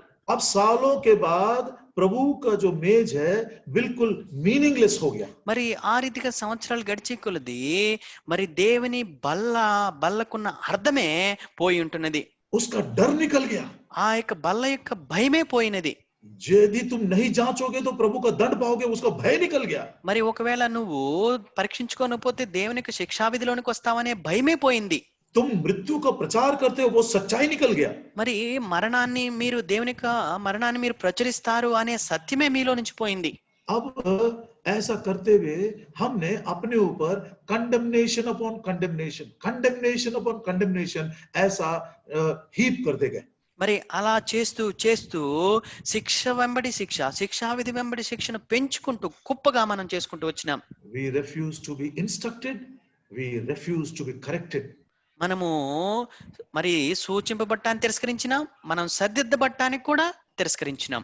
जैसा आते थे वैसा ही चले जाते थे. మరి ఏ రీతిగా వచ్చేవారమో అదే రీతిగా తిరిగి వెళ్ళేవారం. मैं अपनी आंखों से देखा हूं जवान बच्चों को चैटिंग कर रहे हैं, और जब टेबल आया तो एक हाथ से वो मोबाइल को छिपाकर दूसरे हाथ से रोटी तोड़ रहे हैं. మరి నా కన్నులారా నేను చేస్తూ వచ్చినాను. యవనస్తులైన వారు మరి ఒక చేత్తో చాటింగ్ చేస్తూ ఉండేవారు. ప్రభు యొక్క బల్ల రాగానే ఆ ఇంకొక చేత్తో ఆ యొక్క మొబైల్ ను పక్కన పెట్టి ఇంకొక వేరే చేత్తో ప్రభు బల్లలో పాలు పొందేవారు. DIIT की सेवा पूरा करने के बाद एक बार मैं अंदर आ रहा था तो मैंने अपनी आंखों से देखा एक भाई जूता उतार रहा है और रोटी में भी भाग ले रहा है चप्पल स्टैंड के पास. మరి డిఐఐటి పరిచయం ముగించుకొని నేను వస్తున్నప్పుడు ఒకసారి నేను కన్నులారా చూచినాను. ఒక సహోదరుడు అప్పుడే వచ్చి తన మరి చెప్పులు విప్పుతూ ఉన్నాడు. అప్పుడు బల్ల రంగాల్లో అదే చేతులతో మరి అక్కడే నిలబడి మరి ప్రభు యొక్క బలలో పాలు పొందుతూ ఉన్నాడు. कुछ मदर्स हैं बच्चों के साथ खेलते रहते हैं कमरे में, लेकिन रोटी में भाग लेते हैं. మరి కొంతమంది తల్లులు ఉంటున్నారు, మరి ఆ యొక్క లోపల గదిలో పిల్లలతో ఆడుకుంటూ ఉంటారు, ప్రభు బల్ల రాగాల్నే ప్రభు బల్లలో పాలు పొందుతూ ఉంటున్నారు. अरे मरणहार मनुष्य, मुझको जब इतना दुख लगता है, మరి ఒక మరి మత్యమైన ఒక మనుషుడిని నాకే ఇంత దుఃఖం కలిగితే, वो पवित्र परमेश्वर एक एक लोकल चर्च को सालों सालों से देखते देखते देखते अब वो एक उपाय बनाया. మరి పరిశుద్ధుడైన దేవుడు సంవత్సరాలు ప్రతి స్థానిక సంఘంలో ఇలాంటి పరిస్థితిని చూసి ఒక ఉపాయాన్ని చేసినారు. उसने कहा तुम बहुत ज्यादा अपने ऊपर दंड लेकर आ रहे हो. మీరు మీ మీదకి ఎంతో గొప్ప శిక్షావిధిని తెచ్చుకుంటూ ఉన్నారు. तुमको समझ में नहीं आ रहा है, మీకు అసలు అర్థమే కావట్లేదు. तो मैं ऐसा करूंगा, అయితే నేను ఈ రీతిగా చేస్తాను. मैं थोड़े दिनों के लिए ये महामारी भेजता हूँ, నేను కొన్ని దినాలకు ఇలాంటి మహమ్మారిని పంపిస్తాను. कलीसियाएं बंद हो जाएंगी అప్పుడు సంఘాలన్నీ మూయబడతాయి. और ये अयोग्यता से भाग लेने का जो एक प्रकार से वो प्रोसेस चल रहा था, वो भी बंद हो जाएगा। మరి అయోగ్యతతో అయోగ్యంగా బలలో పాలు పొందే ఈ యొక్క విధానం అంతా కూడా ఆపబడుతుంది. और आपको मालूम है 22 मार्च से लेकर आज के दिन तक अयोग्यता से भाग लेने के द्वारा जो हमारे ऊपर दंड आ रहा था, कम से कम उतना तो बच गया, 16-17 सप्ताह हो गया। ప్రియులరా, మరి 22వ తారీఖు మార్చి నెల మొదలుకొని ఇప్పటి వరకు చూస్తే దాదాపు 16-17 వారాలు అయిపోయి ఉంటున్నాయి. అయోగ్యంగా పాలు పొందే ఆ విధానం ఆగిపోయి మన మీదకు తెచ్చుకునే శిక్షా విధిని కొంత మనం తగ్గించుకున్నాం. क्या मैं झूठ बोल रहा हूँ? నేను అబద్ధం ఆడుతుంటున్నానా? क्या ये वचन का आधार नहीं है? నీది వాక్యానుసారమైనది కాదా? तुमने मेरी आज्ञा को नहीं माना, మీరు నా ఆజ్ఞను గైకొనలేదు, तुमने मेरा भय नहीं माना, మీరు నాకు భయపడలేదు, तुमने मेरी सच्चाई का उल्लंघन किया, మీరు నా యొక్క సత్యాన్ని ఉల్లంఘిస్తూ వచ్చినారు, तुम लोभ और लालच में पड़ गए, మీరు లోభము మరి దురాశలో పడిపోయినారు. इसलिए तुमने भूमि को विश्राम नहीं दिया, ఆ కారణం నుంచి మీరు భూమికి ఏమాత్రం విశ్రాంతినివ్వలేదు. इसलिए तुम्हारे इकट्ठा होने के कारण उन्नति नहीं हो रही थी, लेकिन बहुत ज्यादा नुकसान हो रहा था। మరి ఆ కారణం చేతనే మీరు కూడి వచ్చుట అనేది మరి ప్రోత్సాహకరము లాభకరంగా లేకుండా అది ఇంకా నష్టమే అయి ఉండినది. इससे बड़े पैमाने पे देखिए, అయితే దీనికంటే మించి చూడండి, कितने बार तुमने कलीसिया में लड़ाई झगड़े किए, మరి దీనికంటే మించి ఎన్నో మార్లు సంఘాల్లో నువ్వు పోట్లాటలాడు జగడాలు కలహాలు ఆడుతూ వచ్చినావు. कितने बार तुमने अन्य जातियों में से पुलिस वालों को तुमने प्रभु के घर में लेकर आए, ఎన్నో మార్లు అన్ని జనుల్లో నుంచి ఉన్న ఆ పోలీస్ వారిని నువ్వు సంఘంలోనికి తీసుకుని వచ్చినావు. कितने बार तुमने संडे को रोटी तोड़ा, मंडे को कोर्ट केस में जाकर खड़े हो गए, మరి ఎన్నో మార్లు ఆదివారం దినాన ప్రభు యొక్క బలలో పాలు పొందినావు, బల్ల విరిచినావు, అక్కడ నువ్వు వెళ్ళి సోమవారం దినాన కోర్టుకు వెళ్ళినావు. आपने मसीह की देह को पहचाना ही नहीं, దేవుని క్రీస్తు యొక్క శరీరాన్ని సరైన రీతిలో నువ్వు అర్థం చేసుకోలేదు. आपने याद नहीं किया पौलुस से प्रभु यीशु मसीह ने क्या बोला, మరి ప్రభువైన యేసుక్రీస్తు వారు పౌలుతో ఏం చెప్పినాడో నువ్వు జ్ఞాపకం చేసుకోలేదు. हे शाऊल तुम मुझको क्यों सता रहा है, సౌలా సౌలా నువ్వు నన్నెందుకు హింసించుచున్నావు? भाइयों के विरोध में आपने अत्याचार किया और मसीह को आपने सताया, మరి సహోదరులకు విరోధంగా నువ్వు బలాత్కారం చేసి క్రీస్తును నువ్వు హింసించినావు. अब प्रभु ने बोला ठीक है, मैं सहते सहते तुम्हारे ऊपर जो अब दंड आया है उसको थोड़ा कम करता हूं। మరి అప్పుడు ప్రభు మరి ఎంతో సహించి ఇప్పుడు నీ మీదకి రావాల్సిన శిక్షను నేను కొంత తగ్గిస్తానని తలంచినాడు. प्रिय भाइयों बहनों, ప్రియా సహోదరి సహోదరులారా, एक सेवक की हैसियत से, ఒక సేవకునిగా, एक पिता के समान, ఒక తండ్రి వలె, एक भाई के समान, ఒక సహోదరుని వలె, I believe that the Lord in his sovereign grace has closed the fellowship so that we may no more sin by taking part unworthily and becoming worse and worse. मेरा ये विश्वास है, एक सेवक के समान, पिता के समान, बड़े भाई के समान मैं आप ये विश्वास करता हूं, प्रिय आपको बता रहा हूं, प्रभु ने अपने अनुग्रह में इस रीति से इस प्रार्थना घर के द्वार को बंद कर दिया है ताकि हम अयोग्यता से भाग लेकर और अधिक पाप करते हुए हम अधोगति में ना चले जाएं। ప్రియా సహోదరి సహోదరులారా, ఒక సేవకునిగా, ఒక తండ్రిగా, ఒక ప్రియ సహోదరుడిగా మరి దేవుడు మీకు చెప్తున్న విషయము, దేవుడు తన సార్వభౌమ కృపలో మరి ఈ యొక్క ప్రార్థనా మందిరాన్ని ఆయన్ని మూయించి వేసి ఏదైతే అయోగ్యంగా పాలు పొందడం ద్వారా శిక్షణ మన మీదకి మనం తెచ్చుకుంటూ ఉండినామో దాన్ని ప్రభు తగ్గించినాడు. यिर्मयाह అంటూ ఉన్నాడు, इसको जब मैं याद करता हूँ, దీన్ని నేను ఎప్పుడైతే జ్ఞాపకం చేసుకుంటానో मेरे मन में आशा उभर आती है, మరి నా యొక్క మనసులో ఆశ పుట్టుచూ ఉన్నది. बड़ा दयालु हमारा प्रभु, మరి మన యొక్క ప్రభు ఎంతో కనికరము దయగలిగిన వాడు, बहुत करुणामय है, ఎంతో కనికరము కరుణామయుడై ఉంటున్నాడు. वो हमको नाश नहीं करेगा, ఆయన మనల్ని ఏమాత్రము నిర్మూలం చేయడు. इस दुख के द्वारा वो हमको शुद्ध कर रहा है. మరి ఈ దుఃఖం ద్వారా ఆయన మనలను పరిశుద్ధపరచాలని కోరుతూ ఉంటున్నాడు. कुछ लोग आंसुओं के साथ वो उस दिन का इंतजार कर रहे हैं, कब हम बेथनी में वापस आएंगे, और अपने प्रिय भाइयों बहनों से मुलाकात करेंगे। కొంతమంది సహోదరి సహోదరులు కన్నీటితో వేచి చూస్తూ ఉంటున్నారు. ఎప్పుడు మరలా బేతనీకి వెళ్దామా, ఎప్పుడు సహోదరి సహోదరులతో కలుసుకుందామని ఎదురు చూస్తూ ఉంటున్నారు. ऐसों से प्रभु कह रहा है, అలాంటి వారితో ప్రభు చెప్తూ ఉంటున్నాడు, it is good for me to hope and to patiently wait for the salvation that is going to come. I will hope and patiently wait for the day when the Lord will once again open the doors and we are going to be gathered together. కనుక ఎంతో ఓపికతో ఆశ కలిగి యెహోవా అనుగ్రహించు ఆ రక్షణ కొరకు కనిపెట్టుతూ ఎప్పుడు ఆ మందిరం యొక్క తలుపులు తెరుస్తారని మనం ఎదురు చూచుట ఎంతో మంచిదై ఉంటున్నది. Last of all, చివరిగా Romans chapter 14, రోమిలికి రాసిన పత్రిక 14వ అధ్యాయము verse 21. 21వ వచనం. Romans chapter 14 and verse 21. రోమిలికి రాసిన పత్రిక 14వ అధ్యాయము 21వ వచనం. It is good neither to eat flesh, nor to drink wine, nor anything whereby thy brother stumbleth, or is offended, or is made weak. 21వ వచనం. మాంసము తినుట గాని ద్రాక్షారసము త్రాగుట గాని నీ సహోదరునికి అడ్డము కలుగు చేయనది మరేదియు గాని మానివేయట మంచిది. क्या मैंने किसी भाई को ठोकर का कारण बन गया? నేను ఏదైనా సహోదరునికి అడ్డంకుగా తొట్టుపాటుకు కారణంగా ఉండినానా? क्या मैंने किसी भाई को निर्बल बना दिया? उसके नहीं। विश्वास को मजबूत बनाने के बजाय मेरे बातों के द्वारा, व्यवहार के द्वारा, मेरी गवाही के द्वारा क्या मैंने किसी को निर्बल बना दिया? మరి నా యొక్క మాటల ద్వారా, నా యొక్క ప్రవర్తన ద్వారా ఏదైనా సహోదరుని నేను బలపరచవలసినది బదులు, ప్రోత్సాహపరచవలసినది బదులు విశ్వాసంలో బలహీనునిగా చేసి ఉంటున్నానా? Please answer these questions to your own heart. ప్రియులారా, మీ సొంత హృదయాలకు మీరు వీటికి జవాబులు మీరు చెప్పుకోనండి. Did any brother stumble because of me? నన్ను బట్టి ఏదైనా సహోదరుడు తొట్టుపడ్డాడా? Did anybody offend because of me? నన్ను బట్టి ఎవరైనా అభ్యంతరపడ్డారా? Because of me was any brother or sister made weak? నన్ను బట్టి ఏదైనా సహోదరుడు సహోదరి బలహీనపడినారా? ओ प्रियो, उसके साथ reconcile कर लीजिए. ప్రియులారా, వారితో మీరు సమాధాన పడండి. जिस कारण से मेरे द्वारा मेरे भाई को ठोकर लगा, लड़खड़ा गया, निर्बल हो गया, प्रभु जी आज मैं क्षमा चाहता हूं. నా కారణాన్ని బట్టి నా సహోదరునికి ఎక్కడైతే తొట్టుపడ్డాడో, బలహీనపడ్డాడో, బలహీనపడినాడో ఆ విషయాల్లో అతని యొద్ద క్షమాపణ వేడి సమాధాన పడదాం.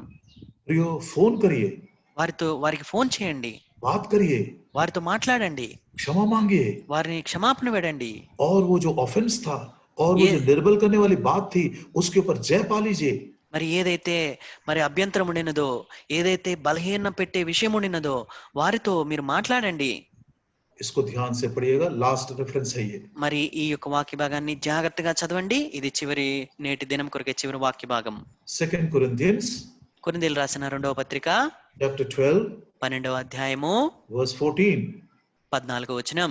Behold, the third time I am ready to come to you. ఇదిగో ఈ మూడోసారి మీ యొద్దకు వచ్చుటకు సిద్ధంగా ఉన్నాను. पौलुस कह रहा है. అపోస్తలుడైన పౌలు ఈ మాట చెప్తూ ఉంటున్నాడు. पौलुस जो विश्वासियों के लिए एक पिता के समान था. అపోస్తలుడైన పౌలు విశ్వాసులకు ఒక తండ్రిగా ఉన్నాడు. वो कहता मैं तीसरी बार आ रहा हूँ. మూడవసారి నేను రాబోతూ ఉంటున్నాను. कई बार मैंने संदेश में बताया था कि प्रभु यीशु मसीह 3 बार प्रकट होंगे.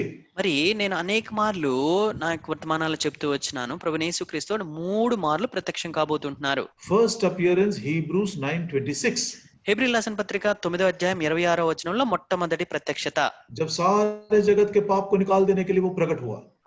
సమస్త లోక పాపములను తీసివేయడానికి ఆయన ప్రత్యక్షమైనాడు. Second appearance. రెండవ ప్రత్యక్షత Hebrew 9:24. హెబ్రీయులకు రాసిన పత్రిక 9వ అధ్యాయం 24వ వచనం. आज हमारे लिए, विश्वासियों के लिए पिता के सामने अपीयर हो रहा है विश्वास योग्य दयालु महायाजक के समान. నమ్మకమును కనికరమును కలిగిన ప్రధాన యాజకుడిగా విశ్వాసుల కొరకే, విశ్వాసులమైన మన కొరకే తండ్రి సమక్షంలో ఆయన ప్రత్యక్షమైనాడు. और third and final appearance. మూడవది చివరి ప్రత్యక్షత. Hebrews 9:28. హెబ్రీయులకు రాసిన పత్రిక 9వ అధ్యాయం 28వ వచనం. प्रार्थना बंद करने से पहले भी आ सकता है, మరి ప్రార్థన మనం ముగించక మునిపే ఆయన రావచ్చు, शाम को भी आ सकता है, ఈ సాయంకాలం ఆయన రావచ్చు, 10 साल के बाद भी आ सकता है, 10 సంవత్సరాల తర్వాత ఆయన రావచ్చు, मुझको नहीं मालूम, నాకు తెలియదు. लेकिन आने वाला आएगा. అయితే రాబోతున్నవాడు ఆయన ఖచ్చితంగా రాబోతుంటున్నాడు. That is the third and the final appearance. అది మూడవసారి చిట్ట చివరిసారి ఆయన ప్రత్యక్షమయ్యేది. पौलुस कहता है అపోస్తలుడైన పౌలు అంటాడు 2 Corinthians 12:14 में, 2 కొరింథీ 12:14లో, behold the third time I am ready to come to you. ఇదిగో ఈ మూడవసారి మీ యొద్దకు వచ్చుటకు సిద్ధంగా ఉన్నాను. 20 वचन, 20వ వచనము, I fear lest when I come I shall not find you such as I would, and that I shall be found unto you such as he would not. बड़े ध्यान से पढ़िए इसको. ఈ వాక్య భాగాన్ని ఎంతో జాగ్రత్తగా చదవండి. ఎందుకనగా ఒకవేళ నేను వచ్చినప్పుడు ఆ. మీరు నాకు ఇష్టలుగా ఉండరేమో అనియు, ఆ. నేను మీకు ఇష్టడుగా ఉండనేమనియు, हाँ, ఒకవేళ हाँ, మొత్తం చదవండి. ऐसा संदर्भ आ सकता है. ఇలాంటి సందర్భం రావచ్చు. तीसरी बार मैं जब तुम्हारे बीच में आऊंगा, ఒకవేళ మూడోసారి కానీ నేను మీ మధ్యకు వచ్చినప్పుడు, जैसा तुम मेरे बारे में सोच रहे हो, प्रभु यीशु मसीह कह रहा है, शायद मैं वैसा दिखाई नहीं दूंगा. మరి నేను ఏ రీతిగా మరి నా విషయం ఏమిటో అనుకుంటున్నారు, అట్లా నేను కనబడను. నా విషయమై మీరేమనుకుంటున్నారో ఆ రీతిగా నేను కనబడకపోవచ్చు. और जैसा मैं तुमको जिस हालत में देखना चाहता हूं, शायद मैं तुमको वो हालत में ना देखूं. ఒకవేళ మిమ్మల్ని ఏ పరిస్థితిలో ఏ స్థితిలో నేను చూడాలనుకుంటున్నానో ఆ స్థితిలో మీరు ఉండకపోవచ్చు. कारण क्या है? దానికి కారణం ఏమిటి? Debates, envyings, wraths, strifes, backbitings, whisperings, swellings, tumults. కలహమును, అసూయయు, క్రోధములను, కక్షలను, కొండెములను, గుసగట్లాటను, ఉప్పొంగటిను, అల్లర్లు ఉండునేమో అని. Dear brothers and sisters, Priya సహోదరి సోదరులారా, keep your hearts clean. मैं आपसे हाथ जोड़कर विनती कर रहा हूं. మిమ్మల్ని చేతులు జోడించి మిమ్మల్ని వేడుకుంటూ ఉంటున్నాను, మీ హృదయాలను శుద్ధి చేసుకోనండి. आज ही अपने हृदय को सब प्रकार का द्वेष और ईर्ष्या और जलन और घमंड की बात और अशुद्धता की बात सब कुछ निकाल दीजिए. నేడే మీ హృదయంలో ఉన్న సమస్త కలహమును, అసూయను, క్రోధమును, కక్షలను, కొండెములను, మత్సరములను కడుగు వేసుకునండి. जैसे हमने रोमियो के 14 और उसके 21 में पढ़ा, రోమిలికి రాసిన పత్రిక 14వ అధ్యాయం 21వ వచనంలో మనం ఏ రీతిగా చదివినామో, it is good for me if my eating of non-veg offends my brother, I will stop eating non-veg. ఒకవేళ నేను మాంసం తినట నా సహోదరునికి అభ్యంతరంగా ఉంటే నేను ఇంక మాంసం తినట కూడా మానివేస్తాను. ओ कितने ऊंचे दर्जे का ये प्रेम है ये. ప్రియులారా, ఎంత ఉన్నత దర్జాకు చెందిన ప్రేమ ఇది. मैं किसी को भी मेरे किसी भी आदत के द्वारा, किसी भी बात के द्वारा मैं निर्बल नहीं बनाना चाहता. మరి నాదేదైనా అలవాటు ద్వారా, నాదేదైనా మరి విషయం ద్వారా నేను నా యొక్క సహోదరుని బలహీనపరచను. क्या आप अपने पत्नी से बात नहीं कर रहे? మీరు మీ భార్యతో మాట్లాడకుండా ఉంటున్నారా? क्या आप अपने किसी भाई से द्वेष करते हैं?